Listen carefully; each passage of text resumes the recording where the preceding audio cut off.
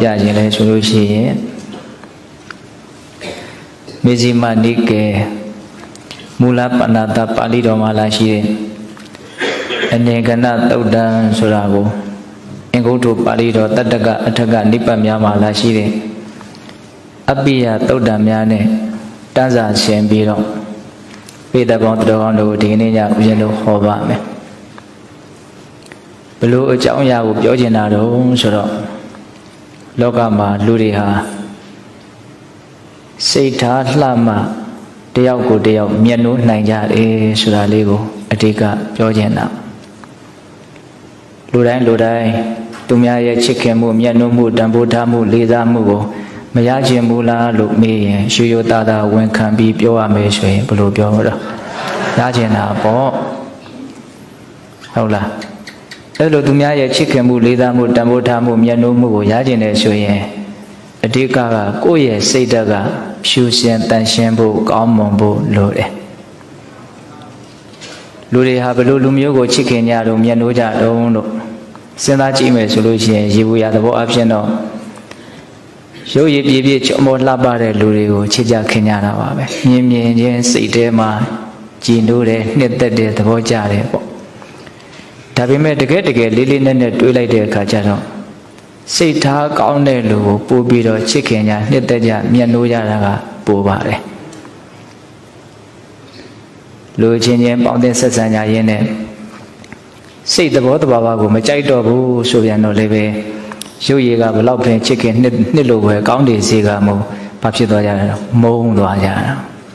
ဟုတ်လားရုပ်သိပ်ပြီးတော့အလှကြီးမဟုတ်တော့လည်းပဲစိတ်တကအလွန်မှအထင်ကြီးစရာကောင်းတယ်မျက်နှိုးစရာကောင်းတယ်တကယ်ကိုဖြူရှင်တန်ရှင်းတယ်ဆိုလို့ရှိရင်စိတ်တွေကလေးလေးနက်နက်မျက်နှိုးနိုင်ကြတာမရှိဘူးလားရှိတယ်အဲ့လိုဦးဇင်းတို့ပိဋကပေါင်းတော်ကောင်းတို့သူတော်ဘာရဲ့ချစ်ခင်မှုနှစ်သက်မှုမျက်နှိုးမှုဆိုတာဟာ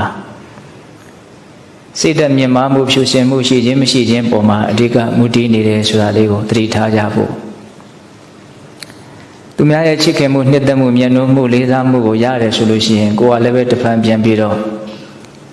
သူ့ရဲ့ပေါ်မှာမေတ္တာတရားနဲ့ကြည်ကြည်လင်းလင်းတန်တန်ရှင်းရှင်းကောင်းမြတ်တဲ့စိတ်ကလေးတွေဟာတဖန်ပြန်ပြီးတော့ဖြစ်ကြတဲ့အတွက်ကြောင့်ဒီမေတ္တာတရားဟာကူးဆက်တတ်တဲ့သဘောလဲပတ်တတ်တဲ့သဘောရှိတယ်ဆိုတာကိုလည်းသိရတယ်အကယ်၍ကိုကစိတ်ဓာတ်တွေညံ့ဖြင်းလို့ပတ်ဝန်းကျင်ကကိုယ်ကိုမုန်းတီးကြတယ်၊ယွန်ရှာကြတယ်၊ဆက်ဆုပ်ကြတယ်ဆိုရင်ကိုကပတ်ဝန်းကျင်ကိုဘယ်လိုပြန်တုံ့ပြန်မှာလဲကိုကလည်းပြန်ပြီးတော့မုန်းမှာပေါ့နော်အမုန်းတွေကလည်းပဲအလွန်မှကူးဆက်လွယ်တဲ့သဘောရှိတယ်ဆိုတာကိုမသိကြဘူးလားအဲ့ဒါလို့ဆိုလို့ရှိရင်သူဟာမုန်းကိုဟာမုန်းကိုဟာမုန်းသူဟာမုန်းနဲ့အမုန်းတွေပဲကြီးထွားလာပြီးတော့ကိုယ့်ဘဝကပင်ပင်ပန်းပန်းပူပူလောင်လောင်ပဲဖြတ်သန်းရမှာဟုတ်လားသူတို့ဘာရဲ့ချစ်ခင်မှုမျက်နှာမှုကိုရလို့တဲ့အတွက်ကြောင့်ကိုယ့်ရဲ့စိတ်ဓာတ်ကိုဖြူစင်အောင်တန်ရှင်းအောင်ကြိုးစားရမယ်လို့အဓိကကြီးဆိုလိုချင်တာတော့မဟုတ်ပါဘူးငြိမ်းချမ်းမှုအစစ်ဖြစ်တဲ့နိဗ္ဗာန်တရားမြတ်ကိုမျက်မှောက်ပြုနိုင်ဖို့အတွက်ကိုယ့်ရဲ့စိတ်ကိုဖြူစင်အောင်တန်ရှင်းအောင်ကောင်းမွန်အောင်လုပ်မယ်ဆိုတဲ့အဓိကရည်ရွယ်ချက်ကတော့အဲ့လိုထားရမှာပေါ့အဲ့လိုမုံမြတ်တဲ့မြင်မာတဲ့ရည်ရွယ်ချက်နဲ့ကိုယ့်ရဲ့စိတ်ကိုဖြူစင်တန်ရှင်းအောင်လုပ်မယ်ဆိုရင်နိဗ္ဗာန်ချမ်းသာကိုမျက်မှောက်ပြုနိုင်သည့်အထိအနေအထားမမြင့်မားသေးခင်မှာရှင်ဘွားအကျိုးဆက်ကလေးတွေအနေနဲ့သူတို့ဘာရဲ့ချစ်ခင်မှုမျက်နှာမှုကိုရပြီးတော့ကိုယ့်ဘဝဟာကြီးကြီးလင်းလင်းချမ်းချမ်းသာသာကောင်းကောင်းမွန်မွန်အားရှိပါရှိဖြတ်သန်းနိုင်မယ်ပေါ့ဒါလေးကိုပြောရင်တာဟုတ်လားဒါကြောင့်မြတ်စွာဘုရားကသူတို့ဘာရဲ့ချစ်ခင်မှုမျက်နှာမှုလေးစားမှုကိုဘလို့အည်သွေးရှိတဲ့ပုဂ္ဂိုလ်တွေဟာရနိုင်တယ်လေဘလို့လူဟာချစ်ခင်စရာကောင်းတယ်လေဘလို့လူဟာမုန်းတီးစရာကောင်းတယ်လေချစ်ခင်စရာကောင်းတဲ့လူဟာဘလို့လူလဲလို့ပြောလိုက်ရင်မုန်းတီးစရာကောင်းတဲ့လူဟာလည်းဘလို့လူလဲဆိုတာတပြိုင်တည်းသိပြီးသားဖြစ်မယ်စန့်ကျင်ပဲလေဒါကြောင့်ဦးဇင်းတို့အနေကဏသုတ်တံကိုမပြောသေးခင်မှာအပိယသုတ်တံတွေကိုနည်းနည်းပြောကြည့်ခြင်းအနေကဏသုတ်တံဆိုတာကသူကစိတ်ရဲ့အညစ်အကြေးတွေကိုတန့်ရှင်းအောင်လုပ်တာကိုပြောတာအခုကအပိယဆိုတာချစ်စရာမကောင်းမုန်းစရာကောင်းတယ်ကိုယ်ဝန်းကျင်မှာရှိတဲ့လူတွေကကိုယ့်ရဲ့ပုံမှာကိုယ်တန်တန်မှာဘလို့အည်သွေးတွေကိုရှိမှသူတို့ရှင်းနိုင်ကြမလဲမျက်နှိုးနိုင်ကြမလဲဘလို့ဆိုးရတဲ့စိတ်ဓာတ်တွေရှိနေမယ်ဆိုရင်တော့မုန်းတီးကြမလဲယွန်ရှာကြမလဲဆက်ဆုပ်ကြမလဲ ဒါကိုမြတ်စွာဘုရားရဲ့ဒေသနာတော်ကိုအခြေခံပြီးတော့ဦးဇင်းတို့မှန်မှန်ကန်ကန်နားလည်ဖို့မလိုဘူးလားလို့ရနော်အဲ့ဒါဦးဇင်းတို့အင်္ဂုတ္တပါဠိတော်တတ္တကနိပတ်ထဲမှာ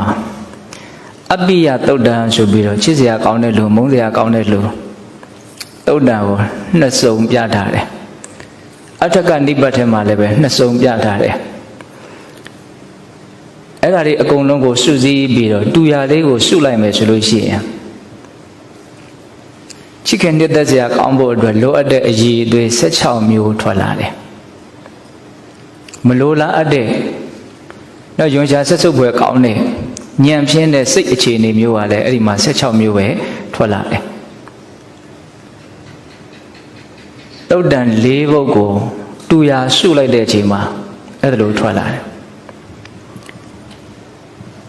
တတ္တဟိဘိက္ခွေဓမ္မေဟိတမ္မနာဂတောဘိက္ခုတပ္ပမစာရိနာအပိယောစာဟောတိအမနာပောစာအဂရုစာအဘာဝနီယောစာ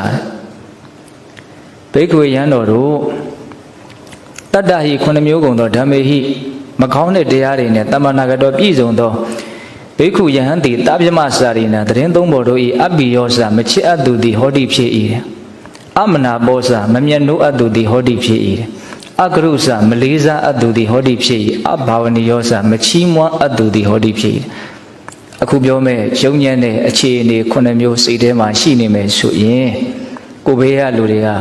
ကိုမချစ်ကြဘူးတဲ့မုန်းတယ်ပေါ့နော်အမနာပောစာမမျက်နှိုးကြဘူးတဲ့ယွန်တယ်ပေါ့ဟုတ်လားအကရုစမလေးစားနိုင်ကြဘူးတဲ့အထင်သေးတယ်ပေါ့အဘာဝနိယောစမချီးမွမ်းနိုင်ဘူးတဲ့ကဲ့ရတာပဲလုပ်လိုက်မယ်ဟုတ်လား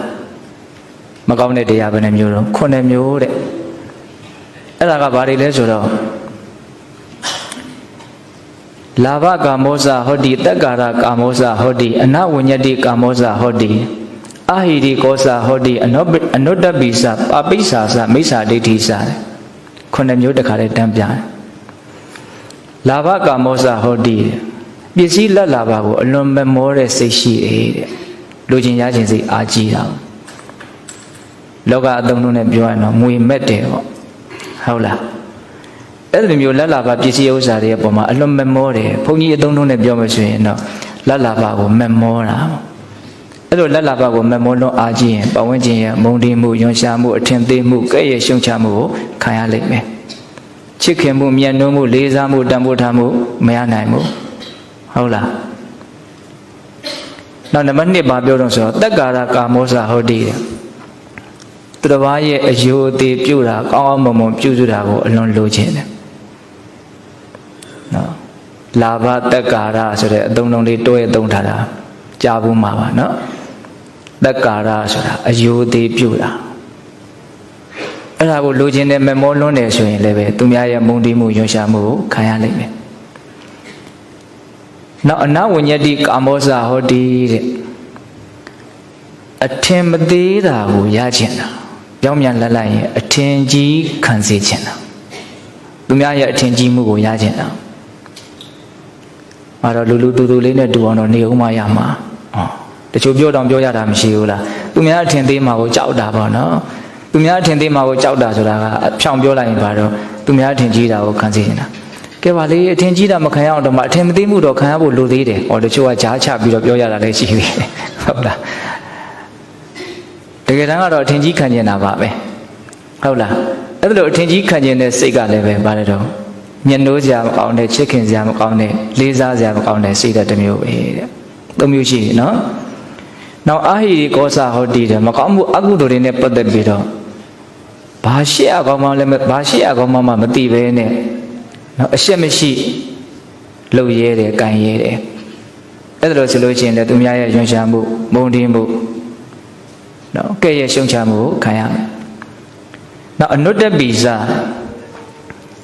အကုသိုလ်နဲ့ပတ်သက်ပြီးတော့ကြောက်အောင်မှမသိဘူးနော်အကုသိုလ်ဆိုတာတစ်ချိန်မှာကြောက်စရာအကျိုးကိုပေးမှာပဲဒါပေမဲ့သူ့မှာအဲ့လိုသိနိုင်မြင်နိုင်တဲ့ဉာဏ်မရှိတဲ့အတွက်ကြောင့်အကုသိုလ်ကိုကြောက်အောင်မှမသိဘူးအနုတ္တပအဲ့ဒါဆိုလို့ရှိရင်လည်းပဲရှင်ရှာမုန်းတီးမှုကိုခံရမှာနော်ပြီးတော့ဗာပြောတော့ပါပိစ္ဆာစတဲ့အလိုစိုးရှိတာတဲ့အဲ့ဒီအလိုစိုးကိုနောက်ပိုင်းသုတ်တာမှာအကျေတွန်းတွေ့ရလိမ့်မယ် ကိုယ်နဲ့မတန်တာကိုရချင်တာကိုယ်မှာမရှိတဲ့ဂုဏ်ကိုဖော်ပြပြီးတော့နော်မဖြစ်ဖြစ်အောင်လုပ်ချင်တာနော်ရုပ်ညံ့တဲ့အလိုဆန္ဒပေါ့နော်ဟုတ်တယ်ဒါကလူတိုင်းမှာတော့မရှိပါဘူးတချို့ဆိုစွစွဝါးဝါရုပ်ညံ့တဲ့အလိုဆန္ဒတွေရှိတယ်ပါပိဿနော်မကောင်းဘူးပေါ့နောက်ပြီးတော့ဘာလို့မိစ္ဆာဒိဋ္ဌိစာတဲ့မှားယွင်းတဲ့အယူအဆရှိတယ်တဘာဝမကျတဲ့ကြိုးကြောင်းမရှိလျော်တဲ့အယူအဆတွေကိုနှစ်သက်နေအယူအဆတွေမှားနေတော့ဘယ်နှမျိုးတော့အလုံး9မျိုးတဲ့အဲ့ဒီ9မျိုးရှိမယ်ဆိုလို့ရှိရင်အပိယောစဟောတိအမနာဘောစအကရုစအဘာဝနိယောစအဲ့ဒါလေးတွေလည်းပဲသတိထားပြီးတော့နားထောင်နော်အပိယောစမချစ်ခင်အတူအမနာဘောစမမြတ်နိုးအတူအကရုစမလေးစားအတူအဘာဝနိယောစမချီးမွမ်းအတူနော်အဲ့တော့နောက်သုတ်တန်တွေကဒီထဲမှာပါတဲ့အကြောင်းအရာလေးတွေပါသူကဖြည့်ပြီးတော့လိုတာလေးတွေထပ်ထပ်ထည့်ထားတာဆိုတော့နောက်ဟာတွေကြတော့ကွဲပြားခြားနားနေတာလေးကိုပဲဒီထဲမှာမပါတဲ့အချက်အလက်လေးကိုပဲဦးဇင်းကပြောသွားမယ်အလုံးစုလိုက်ရင်16မျိုးဖြစ်မယ်အခု9မျိုးရှိပြီနော်အဲ့တော့ဦးဇင်းတို့နောက်ထပ်ဗာတွေတွေ့ရတော့ဆိုတော့အိတုကိစ္စမစ္ဆေစအိတုကိစ္စဆိုတာမနာလိုမှုတွေရှိတာကိုယ့်ထက်သာရင်စိတ်ထဲကမနာလိုဘူးသူများကောင်းတယ်တော်တယ်အစဉ်ပြေးနေတဲ့ကြာရင်စိတ်ထဲကတိတ်ပြီးတော့နားမထောင်ခြင်းဘူးမျက်နာပြက်တယ်ဟုတ်လားအဲ့ဒါဘာခေါ်တော့အိတ်တာအဲ့ဒါဆိုလို့ရှိရင်လည်းပဲဒါထင်ရှားလာလို့ရှိရင်လူမုန်းခံရခြင်းရဲ့အကြောင်းပဲနောက်ပါတော့မစ္စရိယနှမျောတယ်ဝန်တိုတယ်မပေးရလို့ကိုယ့်ဟာဘယ်သူမှအထိမခံနိုင်ဘူးဟုတ်လားဝန်တိုတာအဲ့ဒါလည်းပါတော့လူမုန်းများခြင်းရဲ့အကြောင်းပဲတဲ့အဲ့ဒါဘယ်နှပါးရှိသွားတော့9ပါးရှိသွားတယ်နော်နောက်အထက်ကနိပတ်ထဲမှာလာတဲ့ဟာလေးတွေကလည်းပဲမှတ်သားစရာကောင်းတယ်မတူကွဲပြားခြားနာတာလေးကိုပဲရွေးပြောမှာနော်အပိယပတံတိစာဟောတိပိယကရဟိစတဲ့ဒါလေးကအကျေပြောရင်တော်တော်ကောင်းတယ်အပိယပတံတိစာတဲ့ချစ်စရာမကောင်းတဲ့လူကိုချီးမွမ်းနေတဲ့နော်ဘာမှမဟုတ်တဲ့လူတွေဘာကြီးသွေးမှလည်းမရှိတဲ့ဘာမြင့်မြတ်မှုမှလည်းမရှိတဲ့ဘာမှန်ကန်မှုမှလည်းမရှိတဲ့ချစ်စရာမကောင်းတဲ့လူတွေကိုကြမ်းဖန်ပြီးတော့အကောင်းမြင်ပြီးတော့ဘာလို့လဲချီးမွမ်းနေတာအဲလူမုန်းခံရနိုင်မယ်နော်နောက်ပိယကရဟိစတဲ့ချစ်စရာကောင်းတဲ့လူကိုကြမ်းဖန်ပြီးတော့ကဲ့ရဲ့တယ်အဖက်ဖက်ကတော်တယ်တကယ်ကိုကောင်းတဲ့လူတွေကိုအကောင်းမမြင်နိုင်မဲနဲ့နော်ပုဂ္ဂိုလ်ဆွဲဂိုင်းဆွဲခဏဆွဲဟုတ်လားငကိုယ်တော့အစွဲတွေကိုအခြေခံပြီးတော့ချစ်စရာကောင်းတဲ့လူကိုဘာလုပ်လဲကဲ့ရဲ့လောကမှာအဲ့ဒါလိုလွယ်လွယ်မှားမှားလုပ်နေတဲ့လူတွေအများကြီးရှိရနော်မုန်းစရာကောင်းတဲ့လူကိုချီးမွမ်းတယ်ချစ်စရာကောင်းတဲ့လူကိုကဲ့ရဲ့တယ်အဲ့ဒါဆိုလို့ချင်းသူလည်းပဲကိုဝင်းကျင်ရဲ့မုန်းတီးမှုယွန်ရှာမှုတန်ဖိုးမထားမှုမလေးစားမှုဒါတို့သူခံရဥမှာပဲဟုတ်လားဘယ်နှပါးရှိသွားရတော့အကျေပြောရရင်တော့အတော်ကောင်းပါပဲပြောစရာအကြောင်းတွေအများကြီးဟုတ်လားနောက်ထပ်ဦးဇင်းတို့ဆက်ပြီးတော့ဗာပြောတာတော့အထက်ကနိဗ္ဗာန်ထဲမှာနောက်ထပ်ထပ်တွေ့ရတဲ့ကွဲပြားမှုလေးကအကာလင်ညုစအမတ္တင်ညုစအတုစိသဘဟုဗာဏိစအကောတကပရိဘာတကောစတပြမစာရိနံနော်အကာလင်ညုစအချိန်ကာလကိုနားမလဲတချို့တော့ပြောကြတယ်အချိန်3ပါးနားမလဲဟုတ်လားဘယ်အချိန်ဘာပြောလို့ပြောရမှာမသိဘူးဘယ်သူရှိဘာပြောလို့ပြောရမှာမသိဘူးပြောချင်အောင်ပြောမိပြောတာပြောချင်တဲ့အချိန်ထပြီးတော့ပြောလိုက်တာကာလကိုနားမလဲအလိုက်မသိဘူးဆိုတာတည်းလည်းပဲထည့်ပြီးတော့ပြောမယ်ဆိုရင်လည်းရနိုင်တယ်နော်အဲ့လိုမျိုးအချိုးမပြေတဲ့လူတွေဘာလို့ခံရတော့ပတ်ဝန်းကျင်ရဲ့မုန်းတီးမှုမလေးစားမှုရဟုတ်လားအကာလည်းညှို့စအချိန်ကာလကိုသိရဒီအချိန်ကနော်ဘယ်လိုမျိုးပြောဆိုဆက်ဆံတဲ့အချိန်ဘယ်လိုမျိုးတုံ့ပြန်တဲ့အချိန်ဒါကတရည်တည်တတ်မှတ်ချက်ကြီးချထားလို့မရ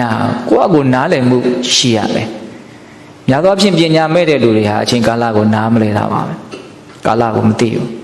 ကာလန်ဒေတံအက္ကန္တန္တဆိုရှိလူကြီးတွေပြောရတာလည်းရှိဟုတ်လားပြီးတော့ဗာပြောတော့အမတ်တင်ညူစားတဲ့အတိုင်းအတာကိုမသိဘူးကိုယ်ပမာဏကိုမသိဘူးလူအမြင့်တရက်လုံးမှာတရက်စားတယ်ဝှချင်စားကျင်တာကတထေးသားတို့လှုပ်ချင်ဩဒါပါတော့ကိုယ်ပမာဏကိုမသိဟုတ်လားကိုယ်နဲ့ပြောဆိုဆက်ဆံနေရတဲ့လူရဲ့ပမာဏကိုလည်းမသိဘူးဒီလူကဘယ်လိုလူလဲဘယ်လောက်ဆင်းရှိတာလဲဘယ်လောက်ကောင်းတဲ့လူလဲဘယ်လောက်မကောင်းတဲ့လူလဲဘာမှမသိဘ မာဏကိုမသိဘူးနော်အမတ်တင်ညိုဒီဥစ္စာတွေကလူလောကမှာအလွန်မှတွေ့ရကြုံရလိမ့်မယ်ဟုတ်လားနော်အကာလညုစအမတ်တင်ညုစပြီးတော့ဘာတော့အတုစိစတဲ့ကာယကံမှုဝစီကံမှုမစင်ကြယ်ဘူးတဲ့မတန့်ရှင်းဘူးတဲ့နော်အဲ့ဒါကိုပြောတော့အတုစိစနောက်ပြီးတော့ဘဟုဘာနေစတဲ့စကားများရတဲ့ဟောတတိထားနော်စကားများရင်တော့အမှားကပ်ပြီးတော့ပါလာမှာပဲညာလုံးအကြည့်ရင်တခါလေမလိုလားအပ်တာတွေကထွက်လာတယ်။ကိုယ်သတိနဲ့မထိန်နိုင်တော့ဘူးလေ။တချို့ကမဟုတ်လဲပြောဟုတ်လဲပြောပြောချင်နေတာ။ပြောပါများတော့စကားပြောတဲ့အခါအမှားတွေကပါလာရော။သူများကိုထိခိုက်တာတွေသူများကိုထင်သေးတာတွေကိုယ်စိတ်တွေကတကယ်မပါပါဘဲနဲ့ကိုယ့်ရဲ့စကားမထိန်နိုင်မှုကြောင့်ထွက်ကုန်တာတွေရှိတယ်ဟုတ်လား။ဒါကြောင့်စကားများလို့ရှိရင်လည်းဘာဖြစ်တော့သူများမုန်းလိမ့်မယ်။နောက်ပြီးတော့ဗာပြောတော့အကောတကပြိဘာတကောစာတပြမစာရီလားတရင်သုံးပေါ်တွေရဲ့ပေါ်မှာဆဲရေးတယ်ချင်းချောက်တယ်လူချင်းချင်းတချို့စကားအလွန်ကြမ်းတာတွေရှိတယ်တကားကြမ်းရုံနဲ့မကောင်းမင်းဘာလုပ်ပြလိုက်မယ်ငါဘာလုပ်ပြလိုက်မယ်ဟောချင်းချောက်တာတွေလည်းရှိတယ်အဲ့လိုမျိုးဆိုလို့ရှိရင်လည်းပဲပတ်ဝန်းကျင်ရဲ့မုန်းတီးမှုယွန်ရှာမှုကိုခံရလိမ့်မယ်တဲ့အလုံးဘယ်နှမျိုးတော့16မျိုးနော်အဲ့လိုဆိုရင်ဒီ16မျိုးနဲ့ဆက်ကျင်ဘက်အည်အသွေးရှိမယ်ဆိုရင်တော့ပတ်ဝန်းကျင်ရဲ့ချစ်ခင်မှုမျက်နှာမှုလေးစားမှုတန်ဖိုးထားမှုကိုရလိမ့်မယ်ဟုတ်တယ်မဟုတ်လားအဲ့တော့ဒီ16မျိုးရဲ့ဆက်ကျင်ဘက်ကဘာတွေတော့လက်လာပါကိုမလိုလားဘူးဟုတ်လားသူများရဲ့အယူသေးပြုမှုကိုမလိုလားဘူးနော်သူများရဲ့အထင်ကြီးခံမှုကိုလည်းမလိုလားဘူးကိုယ်အရှိတိုင်းလေးပဲရှိပါစီဒါတွေကိုသိပြီးတော့စိတ်ဝင်စားဘူးဆိုပါစို့ဟုတ်လားပြီးတော့ပါတော့နော်အရှက်ရှိတယ်အကြောက်ရှိတယ်နော်ဆိုးရတဲ့အလိုဆိုမရှိဘူးမှန်ကန်တဲ့အယူဆရှိတယ်ပြီးတော့ဘာလို့မနာလိုမှုတွေမရှိဘူးဝမ်းမြောက်နိုင်တယ်ဝန်တိုမှုတွေမရှိဘူးမျှဝေနိုင်တယ်ဒါဆိုရင်ပတ်ဝန်းကျင်ရဲ့ချစ်ခင်မှုမျက်နှာမှုကိုရမှာပဲနော်ပြီးတော့ဘာတွေလာမလို့အချိန်ကာလကိုသိတယ်ဘယ်အချိန်မှာဘာပြောရမလဲဘာလုပ်ရမလဲနားလေတယ်အလိုက်သိတယ်ဟုတ်လားပြီးတော့အတိုင်းအတာပမာဏကိုလည်းနားလေတယ်ကာယကံမှုဝစီကံမှုတန်ရှင်းစင်ကြယ်အောင်နေနိုင်တယ်စကားမများဘူးအချင်းချင်းရဲ့ပုံမှာဆဲရည်တာတွေကြမ်းထမ်းတဲ့စကားတွေပြောတာတွေချင်းချောက်တာတွေမရှိဘူးအဲ့လိုမျိုးလေးများမြင့်မြင့်မာမာစိတ်ဓာတ်ကိုတိဆောက်နိုင်မယ်ဆိုရင်ပတ်ဝန်းကျင်ရဲ့ချစ်ခင်မှုမျက်နှာမှုလေးစားမှုနော်ချီးမွမ်းမှုကိုသူရလိမ့်မယ်နော်ဘီယောစာဟောဒီမနာဘောစာဂရုစာဘာဝနီယောစာပြောင်းပြန်ဖြစ်သွားမှာနော်ဘီယောစာပတ်ဝန်းကျင်ရဲ့ချစ်ခင်နှစ်သက်အတူနော်မနာဘောမျက်နှာအတူဂရုစလေးစားတိုက်သူပါဝဏီယောစစိတ်ထဲမှာလိုက်လေတော်လိုက်တာလို့ချီးမွမ်းခြင်းကိုခံတိုက်သူဟုတ်လားဒါကြောင့်ပိဿပေါင်းတော်ကောင်းတို့ရိုးရိုးသားသားကိုယ့်ရဲ့လိုအပ်ချက်ကလေးကိုနားလည်ရမယ်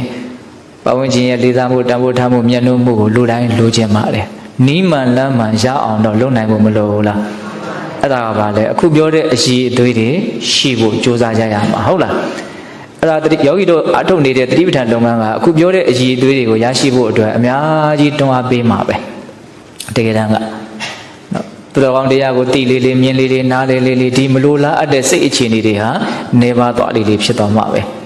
ဟုတ်လားအဲ့ဒါလေးကိုဦးဇင်းတို့ဒီကုန်းမိုက်ကြတော့ပြောပါမယ်ဟုတ်လားအခုလောလောဆယ်တော့အနေကနာတုတ်တန်ဆိုတာကိုဆက်ပြီးတော့ပြောကြရအောင်နော်အနေကနာဆိုတာအညီအကြီးကင်းတယ်လို့အဓိပ္ပာယ်ရတယ်ဒီသုတ်တံကဘုရားရှင်ကိုရမြတ်ကြီးဟောခဲ့တဲ့သုတ်တံတော့မဟုတ်ဘူးရှင်သာရိပုတ္တရာကိုရမြတ်ကြီးဟောခဲ့တာနော်ရှင်သာရိပုတ္တရာကိုရမြတ်ကြီးဟောခဲ့တဲ့တရားဒေသနာဆိုပေမဲ့လို့အလွန်မှဉာဏ်ကြီးတော်မူတဲ့အရှင်မြတ်ကြီးဖြစ်တဲ့အတွက်ကြောင့်ဟောတာအလွန်တရာမှနော်မွန်မြတ်တယ်အလွန်မှလည်းပဲမှတ်သားစရာကောင်းတယ်ပေါ့ရှင်မောက္ကလန်ကိုရမြတ်ကြီးနဲ့အချီးချပြောပြီးတော့နော်ဒီဒေသနာလေးကိုမှတ်တမ်းတင်ထားတာဟုတ်လားဘယ်ကနေပြီးတော့သူကစပြီးတော့ပြောတော့ဆိုတော့နော်လောကမှာတဲ့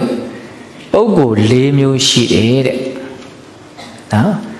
ပုဂ္ဂိုလ်၄မျိုးကဘာတွေလဲဆိုတော့ကိုယ်မှာစိတ်ထဲမှာအညစ်အကြေးတွေရှိနေတာကိုရှိနေတယ်လို့မသိတဲ့လူနံပါတ်1နော်တခါကိုယ်စိတ်ထဲမှာအညစ်အကြေးတွေရှိနေတာကိုရှိနေပါတယ်လို့သိတဲ့လူဟောနှမျိုးရှိပြီနော်ကိုယ်စိတ်ထဲမှာအညစ်အကြေးရှိတာကိုရှိတယ်လို့မသိတဲ့လူရဲ့သိတဲ့လူရဲ့နှမျိုး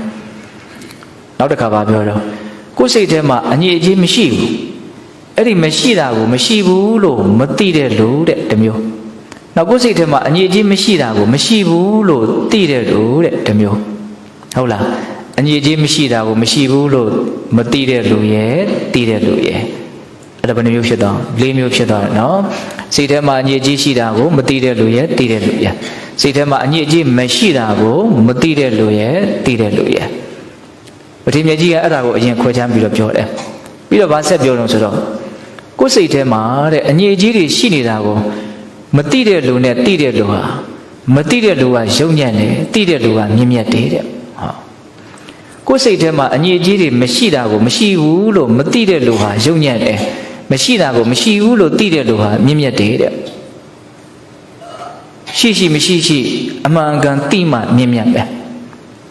မရှိတာကိုလည်းမရှိဘူးလို့သိရမယ်ရှိတာကိုလည်းရှိတယ်လို့သိရမယ်အဲ့ဒီမှာရှင်မောဂလန်ကိုရမြတ်ကြီးကဘာဘူးလို့နော်အငြိအကျေးမရှိတာကိုမရှိဘူးလို့မသိတဲ့လူတဲ့သိတဲ့လူကမြတ်ရတာတော့အငြိအကျေးမရှိတာကိုမရှိဘူးလို့သိတဲ့လူတဲ့မသိတဲ့လူတဲ့သိတဲ့လူကဘာလို့ထပ်ပြီးတော့မြတ်ရတာတော့အဲ့လိုမေးတဲ့အခါမှာအရှင်မြတ်ကြီးကကြွချမ်းပြီးတော့ပြောပြတယ်အရှင်တဲ့ကိုယ်တန်တမှာအငြိအကျေးမရှိတာကိုကိုယ်တန်တမှာအငြိအကျေးရှိနေတာကိုရှိနေတယ်လို့မသိတဲ့လူဟာအဲ့ဒီအငြိအကျေးကိုပြောင်းဆင်းအောင် तू ဘာမှကြိုးစားမှမဟုတ်ဘူးတဲ့သူ့ကို तू မကောင်းတာကိုတော့မကောင်းမှုလို့ तू ကမသိသေးဘူးကိုယ်မှာယောဂရှိနေတာကိုယောဂရှိနေတယ်လို့ကိုဘာမှမသိဘူးလူကောင်းလို့ထင်နေတယ်ဆိုရင်ရှိကုဖို့ဆိုတာဝေးကြီးပဲလေဟုတ်တယ်မဟုတ်လားကိုယ်တန်တမှာအငြိအကျေးရှိနေတာကိုမှရှိနေတယ်လို့မသိတဲ့လူတယောက်ဟာဒီအငြိအကျေးကိုပြောင်းဆင်းအောင်ကြိုးစားအထုတ်ဖို့ဆိုတာအဝေးကြီးဟုတ်လားဒါကြောင့်သူ့ရဲ့တန်တမှာအညစ်အကြေးတွေကပိုးပြီးတော့တိုးလာစရာအကြောင်းသာရှိတယ်တဲ့ဥပမာပြောရမယ်ဆိုလို့ရှိရင်တဲ့ဈေးကနေပြီးတော့နော်အလွန်ညစ်ပတ်တဲ့ညစ်ပေတဲ့ကြေးကွက်တစ်ကွက်ကိုဝဲလာတယ်အိမ်ရောက်တော့အဲ့ဒါကိုသုံးလည်းမသုံးဘူးပုတ်တိုင်မှုလည်းမလုပ်ဘူးအညစ်အကြေးတွေထူပြောတဲ့နေရာမှာပဲပြစ်ထားလိုက်တယ်အဲ့ဒီကြေးကွက်ကြီးကဘာဖြစ်မလို့ပိုးပြီးတော့အညစ်အကြေးတွေတိုးတဲ့တိုးလာလိမ့်မယ်တဲ့ဒါကြောင့်မို့လို့အညစ်အကြေးရှိတာကိုရှိတယ်လို့မသိတဲ့လူကယုံညံ့နေတဲ့တခါအငြိအကျေးရှိတာကိုရှိတယ်လို့သိတဲ့လူကြတော့သူ့ထက်သာတယ်ဘာဖြစ်လို့တော့ကိုယ်တန်တမှာအငြိအကျေးရှိတာကိုရှိတယ်လို့မှန်မှန်ကန်ကန်သိတဲ့လူဟာဒီအငြိအကျေးကိုပြောင်းဆင်းအောင်သူဟာစူးစမ်းလိုက်မယ်တဲ့အဲ့ဒါလို့သူ့မှာအခွင့်အလမ်းဖြစ်နေတယ်ရှိနေတယ်ဥပမာပြောရမယ်ဆိုလို့ရှိရင်တဲ့တော့ဈေးကနေပြီးတော့ညစ်ပေတဲ့ကြေးကွက်တစ်ခွက်ကိုဝဲလာတယ်အိမ်ရောက်တဲ့ခါကျတော့အဲ့ဒါကိုပုတ်တိုက်ဆေးကြောပြီးတော့အမြဲတမ်းလဲအသုံးပြုတယ်ညစ်ပတ်တဲ့နေရာမှာလည်းမထားအဲ့လိုဆိုရင်ဒီကြေးကွက်လေးဟာအစတော့ဘာတော့ညစ်ပေနေတာပဲဒါပေမဲ့ပို့တက်ပြီးတော့အမြဲတမ်းသုံးဆွဲနေတော့ဘာဖြစ်တော့ဝင်းသွားတယ်ပေါ့ဒါကြောင့်မလို့အငြိအကျေးရှိတာကိုရှိတယ်လို့သိတဲ့လူဟာမသိတဲ့လူထက်မြင့်မြတ်ပါတယ်တဲ့နောက်တစ်တွဲကြံသေးတယ်နော်အငြိအကျေးမရှိတာကိုမရှိဘူးလို့နော်မသိတဲ့လူဟာယုံညံ့တယ်ဘာဖြစ်လို့တော့သူကသူ့ရဲ့ကောင်းတာလေးကိုမမြင်တဲ့အခါကျတော့ဒါကိုထိန်းထားအောင်မှမသိဘူးတဲ့အဲ့ဒါကြောင့်မလို့သူဟာမဲ့မိုးဘွယ်အာယုန်နေနဲ့လည်းသူပေါင်းလိုက်မယ်နှလုံးသွင်းမှုတွေလည်းမှားလိုက်မယ်ဒါကြောင့်သူ့ရဲ့ကောင်းမြတ်တဲ့အခြေအနေဟာခန္ဓာကျွန်းမှာပဲပြည့်စည်ပြီးတော့ညစ်ပေတဲ့အဖြစ်ကိုရောက်သွားလိမ့်မယ်တဲ့ဥပမာပြောရမယ်ဆိုလို့ရှိရင်တဲ့ဈေးကနေပြီးတော့ဝင်းနေတဲ့ဖြူးနေတဲ့ကြေးကွက်ကလေးကိုဝဲလာတယ်ဒါပေမဲ့အိမ်လဲရောက်ပြီလဲဆိုရောသုံးလည်းမသုံးဘူးဒါကိုပြန်ပြီးတော့ဆေးကြောတာလည်းမလုပ်ဘူးညစ်ပေတဲ့နေရာမှာဒီတိုင်းပဲပြစ်ထားလိုက်တယ်ဝယ်လာတော့ကတော့ဘာတော့တန်တန်လေးပဲမကြခင်မှာပဲဘာဖြစ်သွားတော့ကြီးညော်တွေပေးသွားတယ်ဟုတ်လားဒါကြောင့်ကို့မှာအငြိအကျေးမရှိတာကိုလည်းမရှိဘူးလို့ဘာလို့ဖို့လို့တော့တီးဖို့လိုတယ်ဟုတ်တယ်တချို့ကပင်ကိုဖြူလေးတွေရှိတယ်အဲ့လေးတွေထိန်းထားဖို့လိုတယ်ဟုတ်လားအငြိအကျေးမရှိတာကိုမရှိဘူးလို့သိတဲ့လူကြတော့မြင့်မြတ်သေးတယ်ဘာဖြစ်လို့တော့သူ့ကောင်းတာလေးကိုသူဟာကောင်းတဲ့ကောင်းအောင်ကြိုးစားမှမဟုတ်လို့ဩငါမှာဓာတ်ခံကောင်းလေးတွေပါလာတယ်ပါရမီလေးတွေပါလာတယ်ဒါလေးကိုငါထိမ့်မှဖြစ်မယ်ဟောဥပမာတဲ့ဈေးကနေပြီးတော့ဖြူရှင်တန်ရှင်းတဲ့ကြေးကွက်တစ်ခွက်ဝဲလာတယ်အိမ်ရောက်တော့အဲ့ဒီကြေးကွက်ကိုအမြဲတမ်းလဲသုံးဆွဲတယ်ပို့တိုက်မှုလဲပြုတယ်တန်ရှင်းတဲ့နေရာမှာပဲထားတယ်ဒီကြေးကွက်ဟာတိုးပြီးတော့ဒါလည်းအယောင်ထွက်လာစရာအကြောင်းရှိတယ်ဒါကြောင့်မလို့အငြိအကျေးမရှိဘူးဆိုရင်လည်းမရှိဘူးဆိုတာကိုသိရမယ်ဒါကြောင့်ပိဿပေါင်းတို့ကတော့ဒါကသူဘာလို့ဆိုလိုတာလဲဘာဖြစ်စေချင်တာလဲဆိုတာကိုရိပ်မိဖို့လိုတယ်နော်ကိုမှန်မှန်ကန်ကန်သိရမယ်ဝေဖန်နိုင်ရမယ်ငါဘယ်လိုစိတ်ဓာတ်မျိုးရှိတယ်လဲဟုတ်လားမကောင်းဘူးဆိုရင်လည်းမကောင်းဘူးလို့သိရမယ်လက်ခံနိုင်ရမယ်မကောင်းတာကိုကောင်းတယ်လို့ကြီးမလုံးနဲ့အဲ့ဒါဆိုရင်မာယာသဘောကောက်ကျစ်မှုသဘောအဖို့ဆောင်းသွားမှရှိမှာပဲမ မကောင်းတာကိုလည်းမကောင်းဘူးလို့လက်ခံနိုင်ရမယ်ဒါမှကိုကကောင်းအောင်ကြိုးစားမှာပေါ့ရောက်ရရက်ကနေစပြီးတော့သွားကြရတာပဲဘယ်သူဖြစ်ဖြစ်မနိုင်တဲ့နီးတဲ့နေရာလေးကနေကျိုးပြီးတော့သွားကျင်လို့ရတာမဟုတ်တယ်မဟုတ်လားအေးဒါကြောင့်မလို့အငြိကြီးရှိသည်ဖြစ်စေမရှိသည်ဖြစ်စေအမှန်ကန်သိအောင်တော့ကြိုးစားရလိမ့်မယ်နော်အရှင်မြတ်ကြီးပြောတာတွေကစဉ်းစားတရားတွေပြောနော်အဲ့လိုမျိုးရှင်မြတ်ကဥမာတွေနဲ့ပြောတဲ့အခါမှာရှင်မောက္ကလန်ကထပ်ပြီးတော့မေးတယ်ငါရှင်သာရိပုတ္တရာတဲ့သင်ကနော်အင်္ဂနအညစ်အကြေးလို့ခုခဏခဏပြောနေတယ်တဲ့အဲ့တော့အညစ်အကြေးဆိုတာဘာကိုပြောတာတုံးတဲ့ဟောအညစ်အကြေးဆိုတာဘာကိုပြောတာတုံးတဲ့အဲ့တော့ရှင်သာရိပုတ္တရာကငါရှင်တဲ့အညစ်အကြေးဆိုတာပါပိဿလို့ဆိုတဲ့ရုပ်မာတဲ့အလိုဆန္ဒတွေဖြစ်လာတာအဲ့ဒီအလိုဆန္ဒတွေပြည့်မလာတဲ့အခါမျိုးမှာစိတ်ထဲမှာပူလောင်မှုပင်ပန်းမှုမကျေနပ်မှုမနှစ်သက်မှုစိတ်တုန်မှုစိတ်ဆိုးမှုအပစ္စယကောပလို့ခေါ်တဲ့ဒီတရားနှမျိုးဟာစိတ်ရဲ့အညစ်အကြေးပဲတဲ့သူကလူတယောက်ကမရှိတဲ့တဘာဝမကြတဲ့နော်ယုံညံ့တဲ့အလိုဆိုးရှိတယ်ဆိုးရတဲ့အလိုဆန္ဒပေါ့နော်အဲ့ဒီဆိုးရတဲ့အလိုဆန္ဒမပြည့်တဲ့အခါမှာသူကဖြစ်မှာတော့စိတ်တုန်ပဲအဲ့ဒီစိတ်တုန်မှုအမျက်ထွက်မှုဟာအဲ့ဒါအလွန်ကြီးမားတဲ့အညစ်အကြေးပဲတဲ့အဲ့ဒါကိုသူကရှင်းမှာနော်အဲ့ဒီဥစ္စာလေးကိုအရင်ကအကုန်လုံးအလွတ်မှတ်ဖို့ဆိုတာတော်တော်ကိုမလွယ်ဘူးအဲ့ဒါကြောင့်မလို့နေတဲ့စာလေးကိုအရင်တို့ရေးလာတယ်ယဟန်တွေကိုဟောတဲ့ဒေသနာလေးဖြစ်တဲ့အတွက်ကြောင့်ယဟန်နေနဲ့ပတ်သက်တဲ့စကားလုံးလေးတွေတီးခြားလေးတွေပါနေတာလည်းရှိတယ်ဒါပေမဲ့လူတွေနဲ့လည်းပဲဆက်ပြီးတော့တွေးလို့နားလည်လို့ရပါတယ်ပထမဘာပြောလို့ဆိုတော့ဆိုကြပါစို့တဲ့ယဟန်တစ်ပါးအာပတ္တင့်ပုထုဇဉ်ယဟန်ဆိုတာအာပတ္တင့်တော့ကင်းတယ်လို့သိမရှိပါဘူးဟုတ်လားအာပတ္တင့်နဲ့အာပဆိုတာကတော့အပြစ်ပေါ့အပြစ်ဆိုတာလည်းအကြီးအသေးအမျိုးမျိုးရှိတယ်ကုစားလို့ရတဲ့အပြစ်ရှိတယ်ကုစားလို့မရတဲ့အပြစ်ရှိတယ်ခက်ခဲကုစားရတဲ့အပြစ်တွေလည်းရှိတယ်အဲ့လိုအပြစ်တင်လာပြီးအာပတ္တင့်လာပြီးဆိုရင်အဲ့ဒီယဟန်ကဘလို့စဉ်းစားအောင်ဆိုတော့ငါအာပတ္တင့်နေတာအပြစ်တင်နေတာကိုဘယ်သူမှမသိရင်ကောင်းမှာပဲလို့စဉ်းစားရတယ်အဲ့ဒါအလိုဆိုပဲကိုမဟုတ်တာကြီးကိုဖုံးထားခြင်းဘယ်သူမှမသိစေခြင်းအဲ့ဒါပါတော့အလိုဆိုဖြစ်သွားပြီနော်ဟုတ်လားတကယ်ဆိုလို့ရှိရင်ကိုယ့်အပြစ်တွေကိုဝန်ခံပြီးတော့နောက်ဒါမျိုးမလုပ်ပါဘူးလို့သတင်းသုံးပေါ်ချင်းပြောကြရမယ်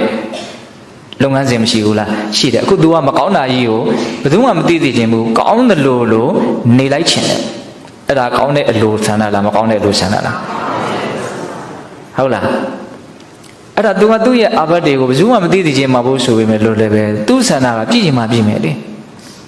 တစ်ဖက်သားကသိခြင်းလည်းသိသွားမယ်သူမျှော်လင့်တဲ့အတိုင်းသိခြင်းမှလည်းသိမယ်ဒါပေမဲ့သိခြင်းလည်းသိသွားနိုင်မယ်အဲ့လိုသိသွားပြီလဲဆိုရောသူ့စိတ်ထဲမှာနှလုံးမသားရမှုအမျက်ထွက်မှုတွေဖြစ်လာတယ်စိတ်ထဲမှာမကျေနပ်ဘယ်သူမကျေနပ်မှလည်းမသိဘူးစိတ်ထဲမှာစိတ်တိုင်းမကြောက်ဒေါသဖြစ်တယ်ငါမကောင်းတာကြီးသူများသိသွားပြီဟောအဲ့ဒါပါတော့စိတ်အညစ်အကြေးပဲတဲ့လူတွေနဲ့ပတ်သက်ပြီးတော့ဘယ်လိုပြောမလို့တချို့လည်းမဟုတ်တာတွေလုပ်နေတာဒါပေမဲ့သူများမသိသေးခြင်းဘူးနှီးမျိုးစုံနဲ့ဖုံးကွယ်ထားကြတဲ့လူတွေမရှိဘူးလားအခက်မသိလို့သိသွားပြီဆိုတော့ဘယ်လိုဖြစ်တော့အရှက်ကောင်းကောင်းကွဲပြီးတော့ဘာဖြစ်တော့စိတ်တူကြတယ်စိတ်ဆိုးကြတယ်အဲ့ဒါဘာဖြစ်ကုန်ပြီးတော့စိတ်ရဲ့အညစ်အကြေးပဲနော်ဟုတ်လားဒါနံပါတ်1သူကလည်းပဲ16မျိုးထိတောင်ပါတယ်ဟုတ်လားဦးဇင်းကဒီသုတ်တန်လေးကိုအလွန်မှသဘောကျတယ်ဘောင်းစော်လူတိုင်းနဲ့ဓာတ်ရိုက်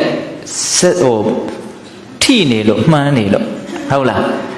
နောက်ပါဆက်ပြောတော့ယန္တပါအာဘတ်တင်နေတဲ့အာဘတ်တင်ပြီဆိုရင်တချို့အာဘတ်တွေကနော်ယဟန်နေရဲ့ရှေ့မှာစောဒနာရတယ်ဆိုတာရှိတယ်စောဒနာဆိုဘာလို့အဲ့လိုဖြစ်တာတော့မေးရတယ်မြန်းရတယ်ရှိအဲ့တော့အာဘတ်တင်နေတဲ့ယဟန်ကငါ့ကိုတဲ့လူကြားထဲမှာမစောဒနာကြပဲနဲ့လူကွယ်ရမှာတူတူတိတိပြောရင်တော့ကောင်းပါပဲလို့သူလိုလားမိတယ်ပေါ့နော်လူကြားတဲ့ဆိုရင်ပို့ပြီးတော့ရှက်စရာကောင်းလို့ပေါ့နော်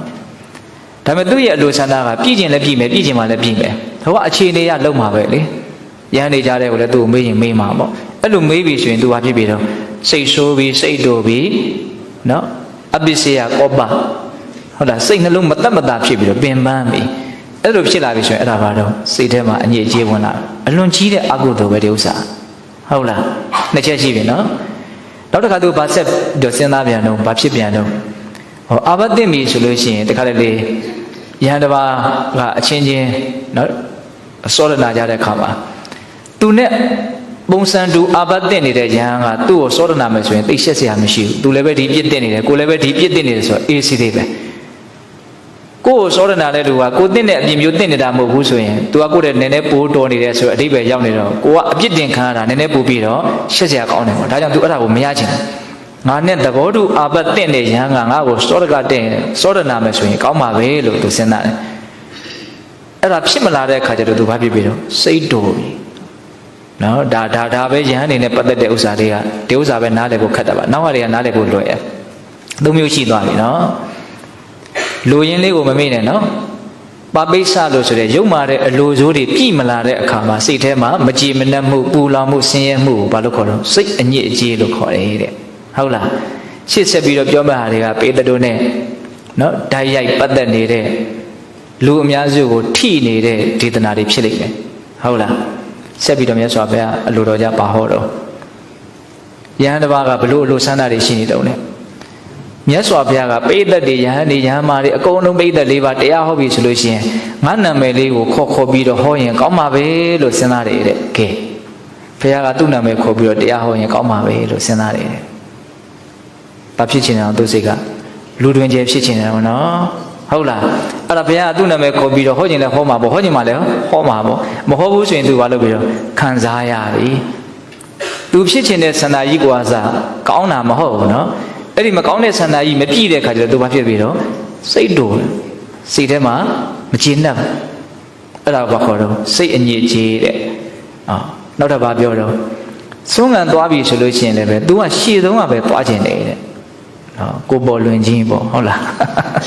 ရှေ့ဆုံးကပဲ तू ကသွားခြင်းတယ်အဲ့ဒါရှေ့ဆုံးကသွားခြင်းမှလည်းသွားမှာပေါ့သူ့တဲ့ဝါကြီးတာတွေသူ့တဲ့အရှိန်ဝါရှိတာတွေအမျိုးမျိုးပေါ့လေဟုတ်လားအဲ့လိုမျိုး तू သွားခြင်းတာတွေမသွားလိုက်ရဘူးဆိုလို့ရှိရင် तू ဘာဖြစ်ပြီးတော့နော်ကောပအပစ္စယအမျက်ထွက်တယ်ပေါ့နော်စိတ်ထဲမှာမတတ်တာကြိတ်ပြီးတော့တချို့ကလည်းပြောလို့လည်းဖြစ်တာမဟုတ်ဘူးငါ့ကိုရှိရထားပါလားလို့လည်းပြောလို့ဖြစ်တာမဟုတ်လားသူ့စိတ်ထဲတင်ကြိတ်ပြီးတော့ဖြစ်နေတာဟုတ်လားအဲ့ဒါပတ်ဝန်းကျင်ကအဲ့လိုလည်းပဲဦးစားလည်းမပေးဘူးလဲဆိုတော့သူတယောက်တည်းပဲပြဿနာတွေကရှုပ်ပြီးတော့နေတာအဖြစ်ပြီးတော့စိတ်အညစ်အကြေးတွေအလုံးလိုက်အလိမ့်လိုက်ဖြစ်နေတာမြင်ရမယ်နော်ရှေ့တုန်းကဆုံးမဝင်နေတာတဲ့အဲ့ဒါဆက်ပြီးတော့သူကဘာလိုဆန္ဒတွေရှိပြန်တော့တဲ့နော်ဆွမ်းစားတဲ့နေရာမှာတဲ့ငါးသားလျင်နေရာဦးကိုရပါစေကိုကြိုက်တဲ့နေရာထိုင်မရစီယောဂီတို့နေရာရွေးကြတာရှိရတော့ကြားရနော်ဘယ်နေရာလေးကြိုက်တာဘယ်နာလေးရကျင်တာဟုတ်လားနေရာဦးတဲ့ပြီးတော့ဗာလို့ရေဦးတဲ့စွမ်းဦးတဲ့အသုံးနှုန်းလေးတွေကိုဘုဒ္ဓတာပြောပြတာဟုတ်လားရေဆိုရင်လည်းဦးဖြားဖြားသူ့လေးပဲသူ့ပဲအရင်တောက်လိုက်ခြင်းတယ်စွမ်းဆိုရင်လည်းဦးဖြားဖြားသူ့ပဲအရင်ရလိုက်ခြင်းတယ်ဒီဆန္ဒလေးတွေကိုဘာလို့ခေါ်တော့မလိုလားအပ်တဲ့ဆန္ဒလေးတွေပေါ့နော်အဲ့ဒါတွေပြိမလာဘူးဆိုရင်သူတယောက်တည်းကြိတ်ပြီးတော့ခံစားရတဲ့တဲ့အဲ့ဒါဘာခေါ်တော့စိတ်အညစ်အကြေးတဲ့ပြီးတော့ဘာပြောတော့ဆွမ်းစားတဲ့နေရာမှာဆွမ်းစားပြီးပြီဆိုရင်တခါတည်းဓမ္မတွေကဆွမ်းလာကတ္တရှိတယ်အဲ့လိုဆွမ်းလာကပ်ပြီဆိုလို့ရှိရင်ဆွမ်းစားလည်းပြီးပြီလို့ဆိုရောဆွမ်းအနုမောဒနာတရားကိုငါပဲဟောလိုက်ခြင်းတယ်ဟောဘုန်းကြီးလောကမှာအဲ့ဒီကိစ္စတွေကအလွန်ရှုပ်တာပဲဟုတ်လားဆွမ်းအနုမောဒနာတရားဘယ်သူဟောခြင်းတော့ငါဟောခြင်းတယ်ငါဟောခြင်းလည်းဟောရမယ်ဟောခြင်းမှလည်းဟောရမယ်ပေါ့နော်ဟောခြင်းမှလည်းဟောရမှာပေါ့ဆိုတဲ့အနေအထားမျိုးကျုံလာပြီဆိုရင် तू ကဟောမလို့အကြီးကျယ်ပြင်ဆင်ထားတယ်အခြေအနေကမပေးဘူးဆိုတော့ तू ဘလို့နေရောဒုက္ခရောက်ပြီသူများဖွင့်ပြောလို့ဖြစ်တဲ့ကိစ္စလည်းမဟုတ်ဟုတ်လားကြည်ပြီးတော့ဖြစ်နေတဲ့ပြဿနာနော်ဟုတ်လားဒါကြောင့်အလိုစိုးကြောင့်ဖြစ်တဲ့အပစ္စယကောပနှစ်ဌာနစိတ်ရဲ့အညစ်အကြေးမရှိတဲ့လောဘကြောင့်ဖြစ်လာတဲ့စိတ်ရဲ့မကျေနပ်မှုပူလောင်မှုပင်ပန်းမှုဒါရိုးရိုးလေးနားလည်အောင်ပြန်ပြောတာဟုတ်လားစွန့်စားတဲ့နေရာမှာငါပဲတရားဟောခြင်းတဲ့ဆက်ပြီးတော့ဗာပြောတော့တဲ့ရှေးတုန်းကတော့ရဟန်းတော်တွေကစုပြီးတော့နေရတာဟုတ်အဲ့ဒါကျောင်းကိုပေးသက်တွေကလာပြီဆိုရင်ပေးသက်တွေကများသောအားဖြင့်ပေးသက်ကိုယဟန်ပေးသက်ယဟန်မပေးသက်တက္ကပေးသက်တက္ကမပေးသက်လို့ပေးသက်ကို၄ပါးပြောကြတာများတယ်ဘိက္ခုဘိက္ခုနီဥပဒကဥပါတိကာဟုတ်လားပေးသက်ဘယ်နှမျိုးတော့၄မျိုးအဲ့ဒါယဟန်ပေးသက်ကိုလည်းပဲငါပဲတရားဟောရရင်ကောင်းမယ်ယဟန်တွေကိုသူပဲတရားဟောခြင်းအခြေအနေရမဟောရဘူးဆိုတာနဲ့သူဒုက္ခရောက်ပြီအဲ့ဒါပါတော့စိတ်အငြိအကျေးတဲ့တခါယဟန်မတွေကိုငါပဲဟောခြင်းတယ်လို့ဖြစ်ပြန်ရောအခြေအနေရမဟောရဘူးဆိုရင်ဘာဖြစ်ပြီတော့ဒုက္ခရောက်ပြန်ပြီတခါကြီးတွေကိုလည်းငါပဲတရားဟောခြင်းတယ်မဟောရဘူးဆိုရင်ဒုက္ခရောက်ပြီတက္ကမကြီးတွေကိုလည်းငါပဲတရားဟောခြင်းတယ်မဟောရဘူးဆိုရင်ဒုက္ခရောက်ပြီ အခြေအနေရနော်ဖြစ်တဲ့ဖြစ်ထိုက်တာလေးကောင်းကောင်းမွန်မွန်လေးဖြစ်သွားရင်ပြီးပါလေရောဆိုတဲ့စိတ်မျိုးမမွေးနိုင်ဘူးငါမှငါလှုပ်ချင်တယ်ပေါ့နော်ငါသာလျင်ဆိုတဲ့စိတ်ဓာတ်ပေါ့နော်ငါသာလျင်ပြောလိုက်ချင်လှုပ်လိုက်ချင်တယ်အဲ့ဒါမလုပ်အောင်ပြောအောင်ဆိုဘာဖြစ်ပြီတော့ဒုက္ခရောက်ပြီတဲ့အဲ့ဒါကိုဘာခေါ်တော့စိတ်ရဲ့အညစ်အကြေးတဲ့ငါသာလျင်ပြီးတော့ဘာလာမယ်ထင်တော့ငါကိုယ်သာလျင်လာလိမ့်မယ်အဓိကကြတဲ့စကားလုံးလေးတွေပြောတာနော်ယဟန်တွေကတဲ့ငါကိုယ်သာလျင်ယူတည်ကြပါစေလေးစားကြပါစေမျက်နှိုးကြပါစေပူဇော်ကြပါစေလို့သူကအလိုရှိတယ်တဲ့ပတ်ဝန်းကျင်ဆိုတာသူလေးစားခြင်းမှလေးစားမှာပေါ့သူယူတည်ခြင်းမှယူတည်မှာပေါ့ဟုတ်လားဒါကလှုပ်ယူလို့ရတဲ့ကိစ္စမဟုတ်ဘူးသူတို့စိတ်ထဲမှာယူတည်လောက်တယ်လေးစားလောက်တယ်လို့ထင်မှယူတည်မှာပဲလေးစားမှာပဲအတင်းအကျပ်ခိုင်းလို့ရတဲ့ကိစ္စမျိုးမဟုတ်ဟုတ်လားသူတို့စိတ်ထဲယူတည်ခြင်းမိလေးစားခြင်းမိဆိုရင်လည်းတားလို့မရဟုတ်လားအဲ့ဒါကိုကိုယ်စိတ်ထဲကနေအတင်းအကျပ်ဒါကိုမမောနေတယ်ဆိုရင်ဒီမမောတာကြီးမရတဲ့အခါမှာသူဘာဖြစ်မှာတော့စိတ်ထဲမှာခံစားရလိမ့်မယ်အဲ့ဒါစိတ်အညစ်အကြေးပဲတဲ့နော်အဲ့လိုပဲယဟန်နေမှမဟုတ်ဘူးတဲ့ယဟန်မတွေကလည်းငါ့ကိုသာယူတည်လေးစားမြတ်လို့ကြပါစေတခါကြီးတွေကလည်းငါ့ကိုပဲယူတည်လေးစားမြတ်လို့ကြပါစေငါကိုသာလည်းကိုကိုပဲအဓိကအရန်ကြီးထားနေတယ်ပေါ့နော်အဲ့လိုပဲဒကမတွေကလည်းပဲသူ့ကိုပဲယူတည်လေးစားမြတ်လို့ကြပါစေဟုတ်လားအဲ့ဒါဖြစ်မလာဘူးဆိုရင်သူဘာဖြစ်ပြီတော့စိတ်ဆိုးပြီးစိတ်တိုးပြီးတချို့ကိစ္စကအရေးအမြတ်လေးတော့ပြောလို့ရတယ်တချို့ကိစ္စကအရေးအမြတ်တော့ပြောလို့မဖြစ်ဘူးနော်ပြောလိုက်ရင်လည်းပိုးပြီးတော့ဆိုးအောင်မယ်ဟုတ်လားကိုရကျင်နေတာကြီးသူများသိသွားရင်ပိုးရှက်စရာကောင်းအောင်မယ်ဒါပေမဲ့မရကျင်ဘူးလားဆိုတော့လည်းမဟုတ်ဘူးရကျင်တယ်ရလားဆိုတော့လည်းမရဘူးဟာတော်တော်ခက်တဲ့ကိစ္စဒီဥစ္စာဟုတ်လားဒါကြောင့်မို့လို့မရှိတဲ့အလိုဆန္ဒကတော့မရှိတာအကောင်းဆုံးပဲရိုးရိုးရှင်းရှင်းနေလိုက်တာအကောင်းဆုံးပဲအစားတဲ့အစားမရှုပ်နဲ့ပေါ့နော်ရှုပ်ပြီးရင်တော့ရှင်းဖို့ကတော်တော်ခက်တယ်ဟုတ်လားနောက်ထပ်ပြောတော့နော်ငါးသားလျင်ဆိုတာဆက်လာပြန်တယ်ငါးသားလျင်ပါတယ်တော့အလွန်ကောင်းတဲ့သင်္ကန်းကိုရပါစေကျန်တဲ့ယဟန်တွေမရကြပါစေနဲ့သူပဲရခြင်းငါးသားလျင်အလွန်ကောင်းတဲ့ဆွမ်းကိုရပါစေငါးသားလျင်အလွန်ကောင်းတဲ့ကြောင်းကိုရပါစေငါးသားလျင်အလွန်ကောင်းတဲ့ဆေးဝါးကိုရပါစေဆွမ်းသင်္ကန်းကြောင်းစီပစ္စည်းလေးပါသူပဲရခြင်းဟုတ်လားအကယ်၍ရမလာဘူးဆိုရင်သူဘာဖြစ်ပြီတော့စိတ်ထဲမှာခံစားရဒေါသဖြစ်တယ်ပေါ့အဲ့ဒါကိုဘာလို့ခေါ်တော့စိတ်အညစ်အကြေးတဲ့အလွန်မှကိုပဲလက်တွေ့ကြတဲ့ဒေသနာလို့မဆိုနိုင်ဘူးလားနော်တခြားသောဝါဒတွေသုံးမသွားဘူးနော်စောတော်ကဝါဒတွေတော့အများကြီးပဲအပိယသုတ်တရဒါပေမဲ့ဒီမှာမထေမြတ်ကြီးပြောတာလေးကတော့တစ်မျိုးလေးပဲမဖြစ်တဲ့အလိုဆန္ဒတွေကိုယ်တန်တမှာရှိနေတယ်အဲ့ဒါပြည့်မလာတဲ့အချိန်မှာဒုက္ခရောက်တယ်အဲ့ဒါကိုအဓိကနားလည်ရမှာနော်ဒါကြောင့်ပိဿပေါင်းတော်အောင်တို့ဒါကဘုန်းကြီးတွေကိုဘုန်းကြီးချင်းချင်းဟောတဲ့ဒေသနာပဲလေတကယ်တမ်းကဒါပေမဲ့လူလောကမှာလည်းပဲဒီဥစ္စာတွေကနော်လိုက်နာမယ်ဆိုလို့ရှိရင်ကျင့်သုံးစရာနော်အစုံအမအနေနဲ့ဦးဇင်းတို့ကျင့်သုံးလို့မရဘူးလားရတယ်နော်အဓိကတော့ဗာပဲအရန်ကြီးကိုနော်အဓိကနေရာကြီးမှာမထားနဲ့ပေါ့ဘာဖြစ်ဖြစ်ငါပဲလှုပ်လိုက်ခြင်းနဲ့ငါကိုယ်သာနေအလေးပြုကြပါစေငါအဓိကဆိုတာသိပါစေဆိုတာမျိုးကြီးနည်းအောင်လုပ်ရမှာပေါ့အသုံးများတဲ့စကားလုံးနဲ့ပြောရမယ်ဆိုရင်အတ္တသိပြီးတော့မကြီးနဲ့ပေါ့အတ္တကြီးလို့ရှိရင်ကိုမျောလင့်ထားတာတွေဖြစ်မလာတဲ့ခါကျတော့ဘာဖြစ်ပြီတော့ဒုက္ခရောက်မယ်ဟုတ်လားဒါကြောင့်မလို့စိတ်အညစ်အကြေးလို့အရှင်မြတ်ကပြောတယ်တဲ့စိတ်အညစ်အကြေးဆိုတာဘာကိုပြောတာတော့ဒါအခြေပြောလိုက်ပြီနော်အချင်းချုပ်ပြောမယ်ဆိုရင်တော့တစ်လုံးနဲ့ပဲမရှိတဲ့အလိုဆန္ဒပြည့်မလာတဲ့အခါမှာစိတ်ထဲမှာဒေါသဖြစ်တာကိုအဲ့ဒါစိတ်အညစ်အကြေးလို့ခေါ်တာဟုတ်လားအဲ့ဒီမှာဆက်ပြီးတော့ရှင်မြတ်ပြောတာလေးမှတ်သားစရာအလွန်ကောင်းတယ်ငါရှင်တဲ့လောကမှာယဟန်တစ်ပါးဟာပန်းတကူတူတင်ဆောင်တယ်ပန်းတကူသင်္ကန်းသုံးဆွဲတယ်အလိုနေလို့ပေါ့ဟုတ်လားဆုံးခံပြီးတော့စားတယ်တောကြောင်မှနေတယ်သုတ်တန်တူတင်ဆောင်တယ်ဟုတ်လားဒါပေမဲ့လို့တဲ့အခုပြောနေတဲ့မလိုလားအပ်တဲ့စိတ်ဆန္ဒတွေရှိနေတယ်အဲ့ဒီဆန္ဒတွေမပြည့်တဲ့အခါမှာသူ့စိတ်ထဲမှာဒေါသတွေဒေါမနတတွေပွားနေတယ်အဲ့ဒါကိုလည်းပဲပတ်ဝန်းကျင်ယဟန်တွေကသိတယ်ဆိုရင်သူ့အတူဒူရင်တွေမကတော့ဘာတွေပဲဆောင်နေနေဒီယဟန်ကိုဘယ်သူမှမမျက်နှိုးဘူးတဲ့ဟောစဉ်းစားကြည့်နော်သူလုံနေတာတွေကဟန်ပြဆိုတဲ့အနေအထားမျိုးကြီးလောက်ပဲသူများစိတ်ထဲမှာခံစားရမှာနော်တကယ်စိတ်ကောင်းနှလုံးကောင်းနဲ့လုံနေတာမဟုတ်ပါဘူးကွာလို့အဲ့လိုမျိုးတောင်တွေးကြမှာဟုတ်လားလုံနေတာတော့ဘာတော့ဒူရင်ဆောင်ပန်းတကူသင်္ကန်းဆုံးခံစားမယ်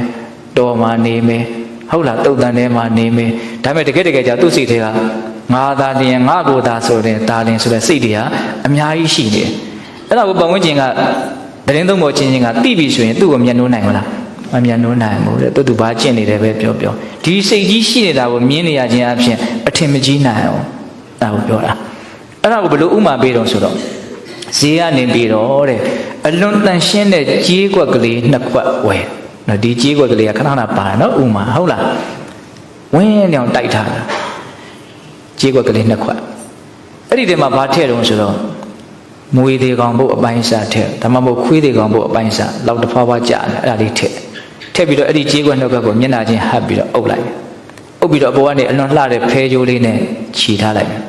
အထဲထဲမှာဘာတွေပါတယ်လို့မသိတော့ဘူးနော်ဘာတွေထည့်တာလောက်ကြာနေတဲ့အပုပ်ဆက်တွေထည့်တာဒါပေမဲ့ခွက်ကတော့အလွန်ကိုတန့်ပြီးတော့ဝင်းနေတာပဲဖဲကြိုးလေးနဲ့ခြီထားဟုတ်လားအဲ့ဒါကိုတစုံတစ်ယောက်သောပုဂ္ဂိုလ်ကနော်ဒီပစ္စည်းလေးကိုယူပြီးတော့သွားပေးတယ်နော်အဲ့ဒါနဲ့ဟိုလူကဝမ်းသာအရာခွက်ကအထင်ကြီးတယ်ကောင်းတာ哦ဖြေးပြီးတော့လည်းကြည်လိုက်ရောသူကနောက်လန်သွားတယ်အနံ့ကလည်းထောင်းနေထားတာဟုတ်လားအဲ့ဒါကြီးကိုဘယ်သူမျက်နှိုးမလို့သူဘာခွက်ကြီးနဲ့ပဲထည့်ထားတယ်ပဲပြောခွက်ကြီးကိုစိတ်ဝင်စားပါဘူးခွက်ကြီးတည်းရှိတာကအလွန်မှဆက်စုပ်ဖွယ်ဖြစ်တဲ့အတွက်ကြောင့်ဘယ်သူမှဒီဥစ္စာကိုမမျက်နှိုးနိုင်အောင်ဟုတ်လားအဲ့လိုပဲတဲ့ဒူတွေနေမကလို့ဘာတွေပဲဆောင်းနေတယ်စိတ်ထဲမှာမလိုလားအပ်တဲ့ငါကိုသာလင်ငါသာလင်ဆိုတဲ့စိတ်ဓာတ်တွေလွှမ်းမိုးပြီးတော့နေလေသမျှကလပ်ပလုံးဒီလူကိုတီးရန်ကိုဘယ်သတင်းသုံးပါကမှတာမို့မထားအောင်မလေးစားဘူးကောင်းတယ်လို့လည်းမထင်ဘူးတဲ့သူများရဲ့ချစ်ခင်မှုမျက်နှာမှုကိုမရနိုင်ဘူးနော်ဟုတ်လားဒါကြောင့်ပြည်သက်ပေါင်းတို့အောင်တို့ပတ်ဝန်းကျင်ရဲ့ချစ်ခင်မှုလေးစားမှုတန်ဖိုးထားမှုကိုရကျင်နေဆိုရင်အဲ့ဒီလိုစိတ်ဓာတ်မျိုးတွေရှိမရှိကိုယ့်ကိုစီစစ်ပြီးတော့မရှိဘူးဆိုရင်လည်းဝမ်းသာကြဖို့ပေါ့နော်ရှိတယ်ဆိုရင်ဘာလို့မလို့နော်ဖြစ်နိုင်အောင်ကြိုးစားကြရမယ်ဟုတ်လားဆက်ပြီးတော့ပြောပြန်တယ်မထေရမြတ်ကြီးကဘာပြောတော့ဈေးကနေပြီးတော့ခုနကတော့ပဲကြေးခွက်တန်တန်လေးနှစ်ခွက်ဝယ်လာပါဠိထည့်ထားတော့ဆိုတော့နော်တလေးထမဲနော်ဆံမဲမဲလေးတွေမပေါအောင်တော့ရွေးချယ်ပြီးတော့နော်အသားဟင်းနဲ့တကက်ကိုမှုေးကြိုင်းနေအောင်ချက်ထားတယ်အဲ့ဒါလေးအပြည့်ထည့်ပြီးတော့တစ်ခွက်တစ်ခွက်အုပ်ပြီးတော့ဖဲကြိုးလှလှလေးချီပြီးတော့ပေးတယ်ဖွင့်လဲကြည့်လိုက်ရောရတဲ့လူကပါတော့အလွန်ဝမ်းသာတယ်ပေါ့နော်ဟုတ်လားအဲ့ဒါလိုပဲတဲ့ဘာဒူတင်မှတော့စောင်းမနေဘူးဟုတ်လားပန်းသူဒူတင်လည်းမစောင်းဘူးတုတ်တန်းဒူတင်လည်းမစောင်းဘူးဟုတ်လားဒါပေမဲ့လို့သူ့ရဲ့တန်တာမှာငါကိုယ်သာလျင်ငါသာလျင်ဆိုတဲ့စိတ်ဓာတ်တွေမရှိဘူးနော်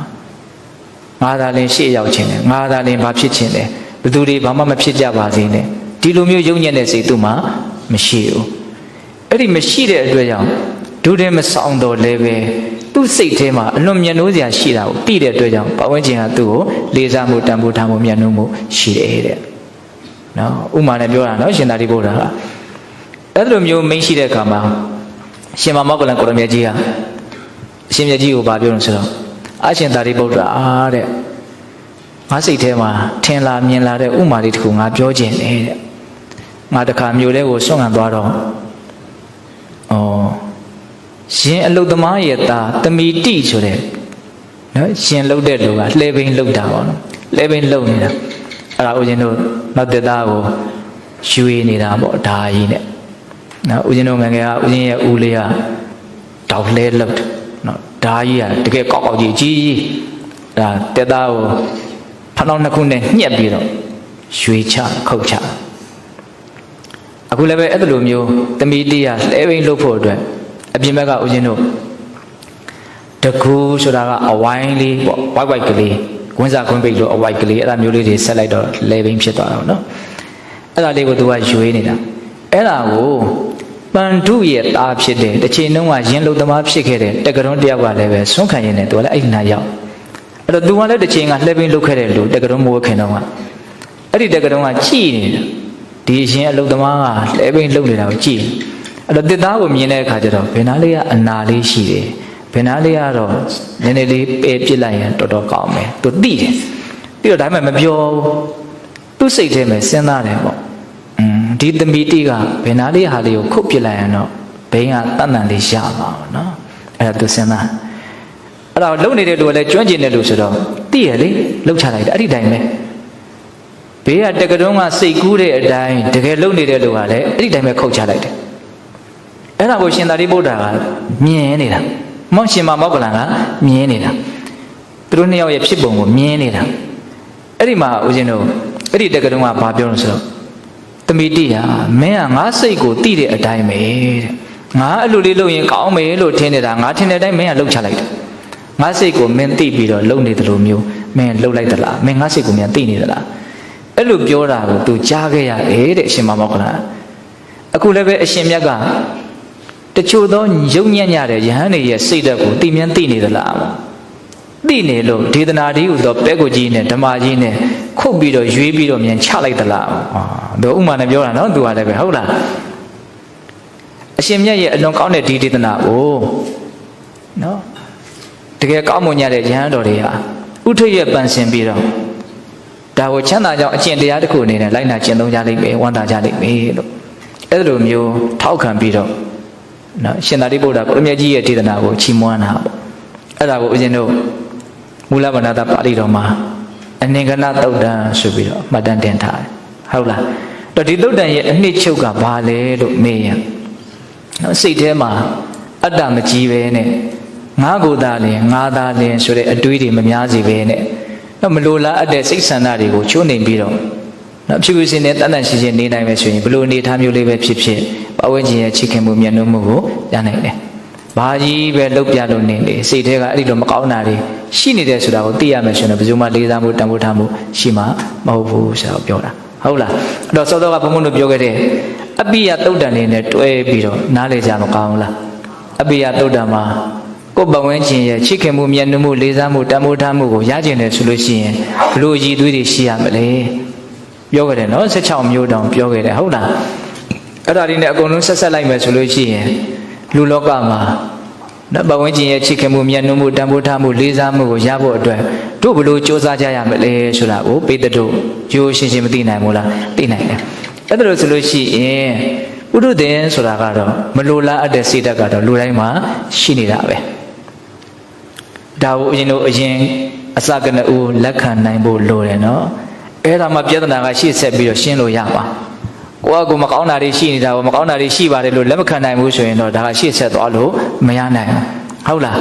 အဲ့တော့ကိုယ့်ကိုယ်ကိုအရင်နားလည်ပြီးတော့ဘယ်လိုနည်းနဲ့ငါရဲ့စိတ်ကိုဖြူရှင်တန်ရှင်းအောင်လုပ်ရမလဲအပြစ်ကင်းအောင်လုပ်ရမလဲဆိုတာကိုအဖြေရှာရမယ်ဟုတ်လားအဲ့တော့အဖြေကဘာလဲဆိုတော့ရယုံမကလို့ပေးတဲ့အခုလက်တွေ့လိုက်နာပြီးတော့ကြိုးစားနေကြတာအဲ့ဒါမှန်ကန်တဲ့အဖြေပါပဲမပြောတာတော့မြတ်စွာဘုရားကိုယ်တော်တိုင်ဟောထားတာလေတတ္တနံဝိတုဒ္ဓိယတတိပဋ္ဌာန်တရားကိုကျင့်သုံးကြတဲ့ပုဂ္ဂိုလ်ရဲ့စိတ်ဓာတ်ဖြူရှင်တန်ရှင်းအပြစ်ကင်းလာလိမ့်မယ်လို့အစကနေဦးအဲ့ဒါကိုအရင်စပြီးတော့ဝန်ခံပြီးတော့မြတ်စွာဘုရားမဟောဘူးလား။နိဗ္ဗာန်ချမ်းသာကိုရလိမ့်မယ်ဆိုတာနောက်ဆုံးမှဟောတာနော်။တတိကလေးဆွေးမြဲစွာထားနိုင်လို့ရှိရင်စိတ်ဓာတ်ဟာဖြူရှင်လာလိမ့်မယ်လို့အတိအလင်းဟောထားတာဟုတ်လား။အဲ့တော့ဒီနေ့မှာဦးဇင်းတို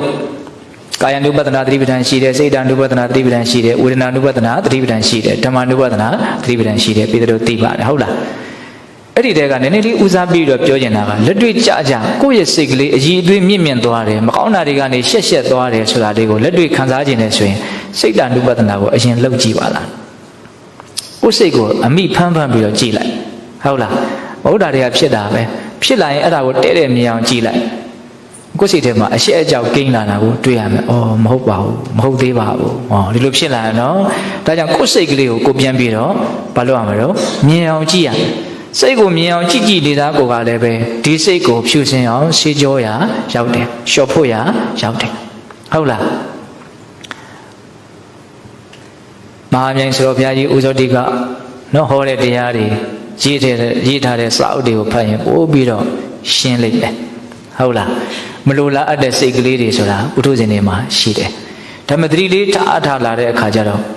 ့အဲ့ဒီစိတ်ဖြစ်တာကိုသိလိုက်တယ်သိလိုက်တာနဲ့တည်းကနေတဲ့စိတ်ကရှက်သွားတဲ့သဘောရှိတယ်အော်ဒါမသိတော့ဘူးလို့ဘယ်သူမှပြောတာမဟုတ်ဘူးနော်သူသိတဲ့သတိရဲ့စွမ်းအားကြောင့်ပညာကဖြစ်လာတဲ့သဘောပေါ့ဟုတ်လားပြောလို့ရှိရင်ဒကာဓမ္မဥဒ္ဒနရဲ့စိတ်ကမှန်မှန်ကန်ကန်သာသိပြီးတော့နေသူလမ်းကြောင်းတက်အောင်လှုပ်သွားမှာဒါကိုပြောရင်လားဘယ်သူမှဓာတ်ရိုက်တယောက်ကိုတယောက်လှမ်းပြင်လို့ရသလားမရဘူးနော်အခုအသီးသီးဝတ္ထုလေးတွေတိုင်းပြီးတော့သတိလေးသွေးမြောင်ထားတယ်ဆိုတာကိုဘာလုပ်နေတာတော့ပြင်ညတာကိုပြင်ညတာသူများပြင်ပေးလို့မရအောင်သူများကကိုနီးလမ်းပဲပေးနေတာဒါအလွန်ဆုံးမှဒါပဲ ဒီလမ်းပေးမယ်တိုက်တွန်းမယ်ဒါနော်တကယ်ပြင်ရတာဘယ်သူပြင်ရတာတော့ကိုယ့်ကိုပြင်ရတာလောဘဖြစ်တဲ့ထင်လို့အခုလောဘဖြစ်နေကြတာဒေါသဖြစ်တဲ့ထင်လို့ဦးဇင်းတို့ဒေါသဖြစ်နေကြတာတတိထားပါများတဲ့ခါကျတော့လောဘကမဖြစ်သင့်ပါလားဒေါသကမဖြစ်သင့်ပါလားဆိုတာကိုတဖြည်းဖြည်းနဲ့နားလည်လာတဲ့ခါကျတော့လောဘဒေါသဟာအဲ့ဒီအတိကြီးလာလေတွေဘာဖြစ်တော့နဲလေတွေဖြစ်သွားမှာဒါပဲလေအဓိကဟုတ်လားဒါကြောင့်ဦးဇင်းတို့ကဘာကိုအဓိကဦးစားပေးပြီးတော့လုပ်ရမှာလို့ဆိုအမှန်သိဖို့ပဲအဓိကဦးစားပေးပြီးတော့လုပ်ရမှာဟုတ်လားတတိသာထားဒါပေမဲ့ဦးဇင်းတို့စိတ်ဓာတ် ानु ပတ္တနာတတိပဋ္ဌာန်ကိုကြောပြီးတော့ပြောလိုက်ပြီမယ်လို့ကာယ ानु ပတ္တနာတတိပဋ္ဌာန်လုံရင်းနဲ့လည်းပဲစိတ်ဓာတ် ानु ပတ္တနာတတိပဋ္ဌာန်ကအကျုံးဝင်တာပါပဲဟုတ်တယ်မဟုတ်လားစိတ်နဲ့ရုပ်ကာယနဲ့ကတခါတလေဘာလေးကိုသိလိုက်တယ်လို့ခွဲပြီးတော့နားလည်ဖို့တောင်မလွယ်ဘူးဟုတ်လားသေချာစဉ်းစားကြည့်ဟုတ်လားစိတ်ကိုသိလိုက်တာလည်းဖြစ်နိုင်တယ်ရုပ်ကိုသိလိုက်တာလည်းဖြစ်နိုင်တယ်နော်ဒါကြောင့်ပိဿပေါင်းတော်အောင်တို့အနှစ်ချုပ်ပြောရရင်တော့ကိုယ်တန်တမှာဘာပဲဖြစ်ဖြစ်အမှန်ကန်အာယုံလေးစိုက်ပြီးတော့အနေအကျင့်လေးလုပ်ကြည့်မယ်ဆိုရင်ကိုယ်စိတ်ဓာတ်လေးဟာတဖြည်းဖြည်းနဲ့အထင်ကြီးစရာမျက်နှိုးစရာလေးစားစရာကိုယ်တိုင်သိရလိုက်မယ်ပတ်ဝန်းကျင်ကနောက်မှသိမှာပါတကယ်တမ်းကကိုအရင်ကျင့်တတ်မှုရမှာနော်ဟုတ်လားကိုအရင်ကျင့်တတ်မှုရမှာစိတ်ကကောင်းပြီဆိုတာနဲ့စိတ်ကောင်းလာပြီဆိုတဲ့အနေအထားမျိုးကိုဘာနဲ့တက်တည်ပြမလို့ချမ်းသာမှုနဲ့တက်တည်ပြမယ်စိတ်ကကောင်းရင်ဆင်းရဲလို့မရစိတ်ဆင်းရဲပြီဆိုရင်များသောအားဖြင့်မကောင်းတာဝင်နေလို့နားလည်ရမယ်နော်ဒီဥစ္စာကိုဟုတ်လားစိတ်ချမ်းသာလာပြီဆိုတဲ့ကိုယ်ကစပြီးတော့စိတ်ထဲမှာတန့်ရှင်းနေတယ်မကောင်းတာတွေဝေးကွာနေတယ်အဲ့ဒီအချိန်မှာဟုတ်လားဒါကြောင့်မလို့ပေးတဲ့ပေါင်းတော်အောင်တို့ဒီကျင့်စဉ်ရဲ့နော်စိတ်ကိုဖြူစင်စေနိုင်တယ်ဆိုတာလေးကိုဘုရားဟောလို့ယုံလဲရတဲ့အဆင့်နဲ့မကဘဲနဲ့ကိုယ်တိုင်လက်တွေ့နားလေလက်ခံနိုင်တဲ့အနေအထားကိုရောက်အောင်သွားနိုင်ကြဖို့မလိုဘူးလားလိုတယ်ဟုတ်လားဒါကြောင့်သတိပဋ္ဌာန်တရားကိုကြိုးစားအားထုတ်ခြင်းသည်ကိုယ်စိတ်ကိုဖြူစင်အောင်တန်ရှင်းအောင်စေကြောခြင်းပဲဖြူစင်တန်ရှင်းအောင်စေကြောနိုင်လေလေပတ်ဝန်းကျင်ရဲ့ချစ်ခင်မှုမြတ်နိုးမှုလေးစားမှုရလေလေဖြတ်ပြီးတော့တခုပြောလိုက်ချင်တာကပတ်ဝန်းကျင်ရဲ့လေးစားမှုတန်ဖိုးထားမှုကနောက်မှရမှာကိုအရင်လေးစားမှုတန်ဖိုးထားမှုကိုအရင်ရမှာအဲ့ဒါကတကယ်တမ်းကတော့အရေးကြီးဆုံးလို့တောင်ထင်တယ်ကိုယ့်ဘက်မှာကိုယ်တယောက်လုံးရှိနေပြီဆိုရင်အားငယ်တရားမရှိတော့ဘူးတခါတလေဦးဇင်းတို့ကအားငယ်ကြတာရှိတယ်လူတွေကလူလောကကြီးမှာချင်းချင်းတယောက်ကိုအလွန်အားပြုကြတယ်ကိုတယောက်ထက်သိပြီးတော့မရက်တည်နိုင်ဘူးစာဝတ်နေရေးကိုအဓိကပြောတာမဟုတ်ဘူးနော်ပိုက်ဆံဘယ်လောက်ရှိရှိကိုတယောက်ထက်မရက်တည်နိုင်ဘူးကိုဝင်းကျင်ကကိုအကုန်လုံးကပြစ်ပယ်လိုက်ပြီဆိုရင်ဘယ်လိုဖြစ်သွားမှာတော့အကုန်ပုံကျသွားမှာစဉ်းစားကြည့်စိတ်ကူးလေးနဲ့လူတိုင်းကသာငါ့ကိုမုန်းနေပြီလားလို့ဝင်တွေးကြည့်ပါလားရုပ်စွာဆုံးကိုမိသားစုကကိုတစ်စက်ကလေးမှအကောင်းမထင်တော့ဘူးလို့မြန်တွေးကြည့်ပါလားဘယ်လိုနေမလို့ခံစားရပြီသူတို့ကကိုအထင်မကြီးတာသူတို့ကကိုအထင်သေးတာသူတို့ကကိုအကောင်းမထင်တာကိုဘာထိခိုက်သွားလို့လဲလို့စဉ်းစားကြည့်ပါလားဘာထိခိုက်သွားလဲတကယ်ကဘာထိခိုက်ပါဘူးသူတို့စိတ်ထဲဖြစ်တဲ့အတွေ့ပဲလေတကယ်ကဒါပေမဲ့ကိုကဘယ်လိုဖြစ်သွားတာတော့စိတ်ရောကတော့ရတော့နေတယ်နော်တချို့ဘာဖြစ်လို့တော့အဲ့ဒါသူများအာပြုနေလို့ဆိုတာရှင်းနေရလေအဲ့တော့ဦးစင်းကတွေးကြည့်တယ်ကိုယ့်ဘက်မှာကိုဆိုတာကြီးအဓိကရှိရင်တော့တိတ်အားငယ်ကြလုံးမထင်ဘူးလို့ဟုတ်လားကိုကသာတကယ်ကောင်းတဲ့လူတစ်ယောက်ဖြစ်ပါစေငါဟာကောင်းတဲ့လူတစ်ယောက်ဖြစ်တယ်ဆိုတာကိုကိုယ်တိုင်သိကိုသိလိမ့်မယ်အဲ့ဒီအတိကိုသာဦးဇင်းတို့တကယ်စစ်မှန်တဲ့နည်းနဲ့ရအောင်လို့ငါဟာတကယ်ကောင်းတဲ့လူတစ်ယောက်လို့ခိုင်ခိုင်မာမာသိမယ်ဆိုရင်ကိုယ့်ဘက်မှာကိုတစ်ယောက်လုံးရှိနေတယ်အဲ့လိုဆိုရင်သူများမရှိတယ်ကိစ္စမရှိဘူးသူများရဲ့ကိုယ့်ဘောကောင်းပါတယ်လို့ပြောဆိုလာမဲ့စကားသံတွေကိုမျှော်လင့်စရာအကြောင်းလည်းမရှိဘူးကိုယ်မကောင်းဘူးလို့ပြောမှလားကိုလည်းကြောက်စရာမလိုပြောရရင်ချီးမွမ်းတဲ့ကိုလည်းမမျှော်လင့်ဘူးကဲ့ရဲ့တဲ့ကိုလည်းမကြောက်ရွံ့ဘူးဟောဆိုသူလုံလောက်နေတယ်မင်းချီးမွမ်းလဲငါဒီတိုင်းပဲမင်းကဲ့ရဲ့လည်းပဲငါမင်းကဲ့ရဲ့တဲ့အတိုင်းမဟုတ်ဘူးငါကောင်းတယ်ဆိုတာသိတယ်ဟောဘယ်လောက်ရှင်းတော့နော်ရက်တည်နိုင်တယ်ဟုတ်လားဒါပေမဲ့ဦးဇင်းတို့မှာအဓိကလိုတာဘာလို့ဆိုတော့ကိုဟာကောင်းတဲ့လူတစ်ယောက်ပါလို့သိဖို့ကတော့လိုလိမ့်မယ်နော်အဲ့ဒါကဟန်ဆောင်ပြီးတော့လုပ်လို့တော့မရဘူးတကယ်မကောင်းမနဲ့ဒီစိတ်ကကိုယ့်ကိုကောင်းတယ်လို့အတိမပြုတ်မှာမဟုတ်ဘူးအဲ့တော့ကိုကတကယ်ကောင်းအောင်မလုပ်အောင်မလို့နေနေရမယ်အဲ့လိုတကယ်ကောင်းအောင်နေမယ်ဆိုရင်ဘယ်လိုနေမလို့အကောင်းဆုံးစိတ်နဲ့နေနိုင်မှကိုတကယ်ကောင်းတဲ့လူလို့သိမှာဦးဇင်းခုပြောတာတွေကတွေးစရာတွေနော်ဒီမှာကြီးများဟုတ်လားအဲ့တော့အကောင်းဆုံးစိတ်ကဘယ်လိုစိတ်တုံးဒါနနဲ့ရှင်တဲ့စိတ်ရှိတယ်သီလနဲ့ရှင်တဲ့စိတ်ရှိတယ်တည်ငြိမ်မှုနဲ့ရှင်တဲ့စိတ်ရှိတယ်သိမြင်နားလည်မှုနဲ့ရှင်တဲ့စိတ်ရှိတယ်ဒါနသီလသမာဓိပညာဒေသနာတွေကဆက်ဆက်နေတာနော်ဘာနဲ့ရှင်တဲ့စိတ်ဟာအကောင်းဆုံးစိတ်ဖြစ်မှာတော့ပညာနဲ့ရှင်တဲ့စိတ်ဟာအကောင်းဆုံးဖြစ်မယ်ဟုတ်တယ်မဟုတ်လားအမှန်သိမှုနော်အဲ့တော့လူရင်းပြောရလို့ရှိရင်ဘောဟာမတည်ငြိမ်ဘူးဆိုတဲ့အတိ ဘောကမကောင်းမှုမှုဆိုတဲ့အတိဘောကတန်ဖိုးမဲ့တယ်ဆိုတဲ့အတိအနိစ္စဒုက္ခအနတ္တကိုသိတဲ့အတိပေါ့နော်အဲ့ဒီအတိရပါတော့အလွန်ကောင်းတဲ့အတိပဲဟောဆိုအဲ့ဒီအတိရှိလို့ရှိရင်ကိုယ့်ကိုယ်ကိုလည်းမနှိမ့်ဆက်ဘူးသူများကိုလည်းမနှိမ့်ဆက်ဘူးကိုယ့်ကိုယ်ကိုလည်းမဖြက်စီးဘူးသူများကိုလည်းမဖြက်စီးဘူးဘဝကိုမမောတယ်လို့လည်းမရှိဘူးဖြက်စီးမှလည်းမဟုတ်ဘူးနားလည်မှုအပြည့်အဝရှိတဲ့အတွက်ကြောင့်အဲ့ဒီစိတ်ဟာအလွန်ကောင်းတယ်အလွန်လည်းပဲငြိမ်းချမ်းမှုရှိမယ်ဟုတ်လားအဲ့ဒီလိုစိတ်အခြေအနေမျိုးလေးတွေနဲ့အနေကြလို့ရှိရင်ကိုအလွန်အပြစ်ကင်းတယ်အလွန်ကောင်းတယ်ဆိုတာကိုမသိပဲမနေဘူးအဲ့လိုကိုကောင်းတယ်ဆိုတာသိပြီဆိုရင်တော့သူများရဲ့လေးစားမှုတန်ဖိုးထားမှုဦးဇင်းတို့မျှော်လင့်စရာအကြောင်းသိပြီးတော့မရှိဘူးကိုမမျှော်လင့်လည်းပဲကိုမှအဲ့ဒီရည်သွေးရှိရင်တော့ရလာမှာပဲเนาะဒါပေမဲ့မရလည်းပဲကိစ္စမရှိဘူးဆိုတာကိုပြောတာဟုတ်လားဒါကြောင့်ပိဿပေါင်းသူတော်ကောင်းတို့တွေးကြည့်တဲ့နဲ့ကိုယ့်စိတ်ရဲ့လိုအပ်ချက်ကလေးတွေကိုမြင်တတ်ဖို့လိုတယ်เนาะစာဝတ်နေရေးကျမ်းမာရေးတင်လိုတာမဟုတ်ဘူးเนาะစိတ်လိုအပ်ချက်တွေအများကြီးရှိတယ်ဟုတ်လားအဲ့ဒါတွေကဘာလို့လိုနေတာတော့တကယ်ရောလိုသလားလိုနေတယ်ဆိုလို့ရှိရင်ရောမလိုအောင်ဘယ်လိုလုပ်မလို့ခက်တာကပတ်ဝန်းကျင်ရဲ့သဘောတဘာဝဆိုတာကကိုအစိုးမရအောင်เนาะတခါတလေသူတို့ထင်ရင်တို့ထင်ကြတာပဲဟုတ်လားအေးအဲ့တော့ကိုခိုင်ခိုင်မာရက်တည်နိုင်အောင်နေနိုင်ဖို့ကပို့ပြီးတော့အရေးမကြီးဘူးလားအရေးကြီးတယ်ဟုတ်လားဒါလေးကတော့စက်မိလို့အချိန်လေးလေးနည်းနည်းကြံနေလို့ဦးဇင်းတွေးမိတာလေးကိုပြောတာပါဟိုဒါလောလောလက်လက်အဲ့ဒါလေးကိုဦးဇင်းကတွေးမိနေတယ်ငါဘက်ကငါသားခိုင်ခိုင်မာရှိမယ်ဆိုရင်ဘယ်သူမှမရှိလေရမှာပါဆိုတဲ့အတွေးပေါ့နော်ခုတက္ကသိုလ်တို့ဦးဇင်းတို့ရောဦးဇင်းတို့လည်းဒီတိုင်းမှာပဲဘယ်သူမှမရှိရင်ရမှာပါဆိုတဲ့အဆင့်ကိုမရောက်သေးဘူးနော်ဟုတ်လားဘယ်သူမှမရှိလေရမှာပါလို့မရှိသေးဘူးကိုမုံမြန်မုံနေကြသလားဟာမုံနေတယ်ဆိုတာသိရင်ဘာဖြစ်တော့ထိတ်လန့်နေနော်ဒီဥစ္စာကိုသိပြီးတော့မခံနိုင်ဘူးပေါ့ဘာလို့မခံနိုင်တာလဲဆိုတာကိုစိတ်ဝင်စားကြည့်တဲ့တယ်ဟုတ်လားတကယ်လို့သာဒကာမတို့ဦးဇင်းတို့တွေကသူတော်ကောင်းတရားကိုအများကြီးသိပြီးတော့အလွန်ရင့်ကျက်တည်ငြိမ်နေမယ်ဆိုရင်ဘဝဝင်ခြင်းကမုံချစ်ဘာဖြစ်မလို့ဘာမှမဖြစ်တော့အဲ့ဒီအနေထားကိုဦးဇင်းတို့ဥတည်နိုင်ဖို့လိုတယ်နော်အဲ့ဒါကြီးဒီအခုရှိနေပြီလို့ဆိုလိုတာမဟုတ်ဘူးအဲ့ဒါကိုအလွန်မုံမြတ်တဲ့ပန်းနိုင်တစ်ခုအနေနဲ့ဦးဇင်းတို့ရီမှန်းချက်ထားပြီးတော့မလုပ်ဖို့လိုတော့အလုပ်လုပ်ဖို့လိုတယ်ဟုတ်လားဒါကြောင့်မို့လို့ကိုအလွန်ကောင်းတဲ့တကယ်ကောင်းတဲ့လူတစ်ယောက်ဖြစ်တယ်ဆိုတာကိုခိုင်ခိုင်မာသိရအောင်ကိုဟာတကယ်ကောင်းတဲ့လူတစ်ယောက်ဖြစ်အောင်ကြိုးစားရမယ်ဘယ်နည်းနဲ့ကြိုးစားအောင်ကောင်းတယ်ဆိုတာကောင်းတဲ့စိတ်ကလေးဖြစ်နေတဲ့လူကိုကောင်းတယ်လို့ပြောတာပဲလေတကယ်တမ်းကစိတ်ပဲနော်ဒီစိတ်ကလေးကိုပဲဦးဇင်းတို့ပြောတာဟုတ်တယ်မဟုတ်လားယုံညံ့တဲ့စိတ်နဲ့နေရင်ယုံညံ့တဲ့သူကောင်းတဲ့စိတ်နဲ့နေရင်ကောင်းတဲ့သူဒါပဲလေအဲ့တော့ကောင်းတဲ့စိတ်ကပဲစိတ်ကအကောင်းဆုံးတော့အမှန်သိတဲ့စိတ်ကအကောင်းဆုံးပဲတကယ်တမ်းအရိယာတွေရဲ့တဏ္ဍာမှာဖြစ်တဲ့စိတ်ဟာအကောင်းဆုံးလို့ခြေဘူးအားဖြင့်ပေးတဲ့တို့နားလေနိုင်မယ်ဘာလို့အရိယာဖြစ်သွားတာတော့ဘဝရဲ့အကြောင်းကိုအမှန်သိလို့အရိယာဖြစ်သွားတာပဲလေဟုတ်လားအခုဒကာမတို့ဦးဇင်းတို့တွေကအရိယာမဖြစ်သေးတော့လည်းပဲအရိယာဖြစ်ဖို့အတွက်အဲ့ဒီအတိညာကိုဘာလို့နေကြတာတော့ရှားဖွေစုဆောင်းနေကြတာဟုတ်လားဒါကြောင့်အဲ့ဒီအမှန်သိမှုတွေများလေလေကို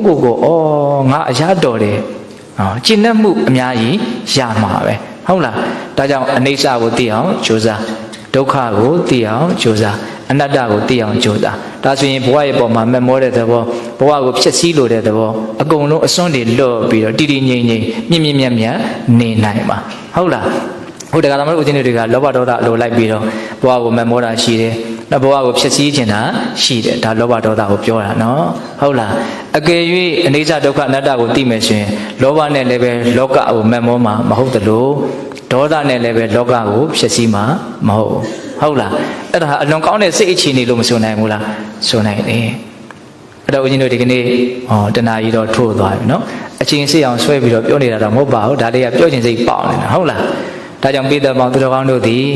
အပမဒဆိုတဲ့တတိတရားလက်ကင်ထားပြီးတော့နော်တတိပဋ္ဌာန်ဘာဝနာကိုကြိုးစားအထောက်ခြင်းအပြင်ကိုယ့်ရဲ့စိတ်ကိုဖြူရှင်တန့်ရှင်းအောင်စေကြောနိုင်ကြတဲ့သူတော်ကောင်းတွေဖြစ်ကြပါစေလို့ဦးဇင်းတို့ဆန္ဒပြုပြီးတော့ဒီကနေ့ပိဿပေါင်းသူတော်ကောင်းတို့ကြိုးပမ်းအထောက်ကြရသောဒါနသီလသမာဓိပညာကုသိုလ်ကောင်းမှုအစွတ်စွတ်တို့ရဲ့အစွမ်းတတ္တိကြောင့်ဘုရားတပည့်တော်တို့သည်မဲ့ညာပုညံမျက်နှိပ်ပံကိုလင်းမြန်ထုတ်ချမျက်မှောက်ပြုပရာစေကုန်သောဟုပတ္တနာအောင်စုပြုကြကုန်ရာတည်း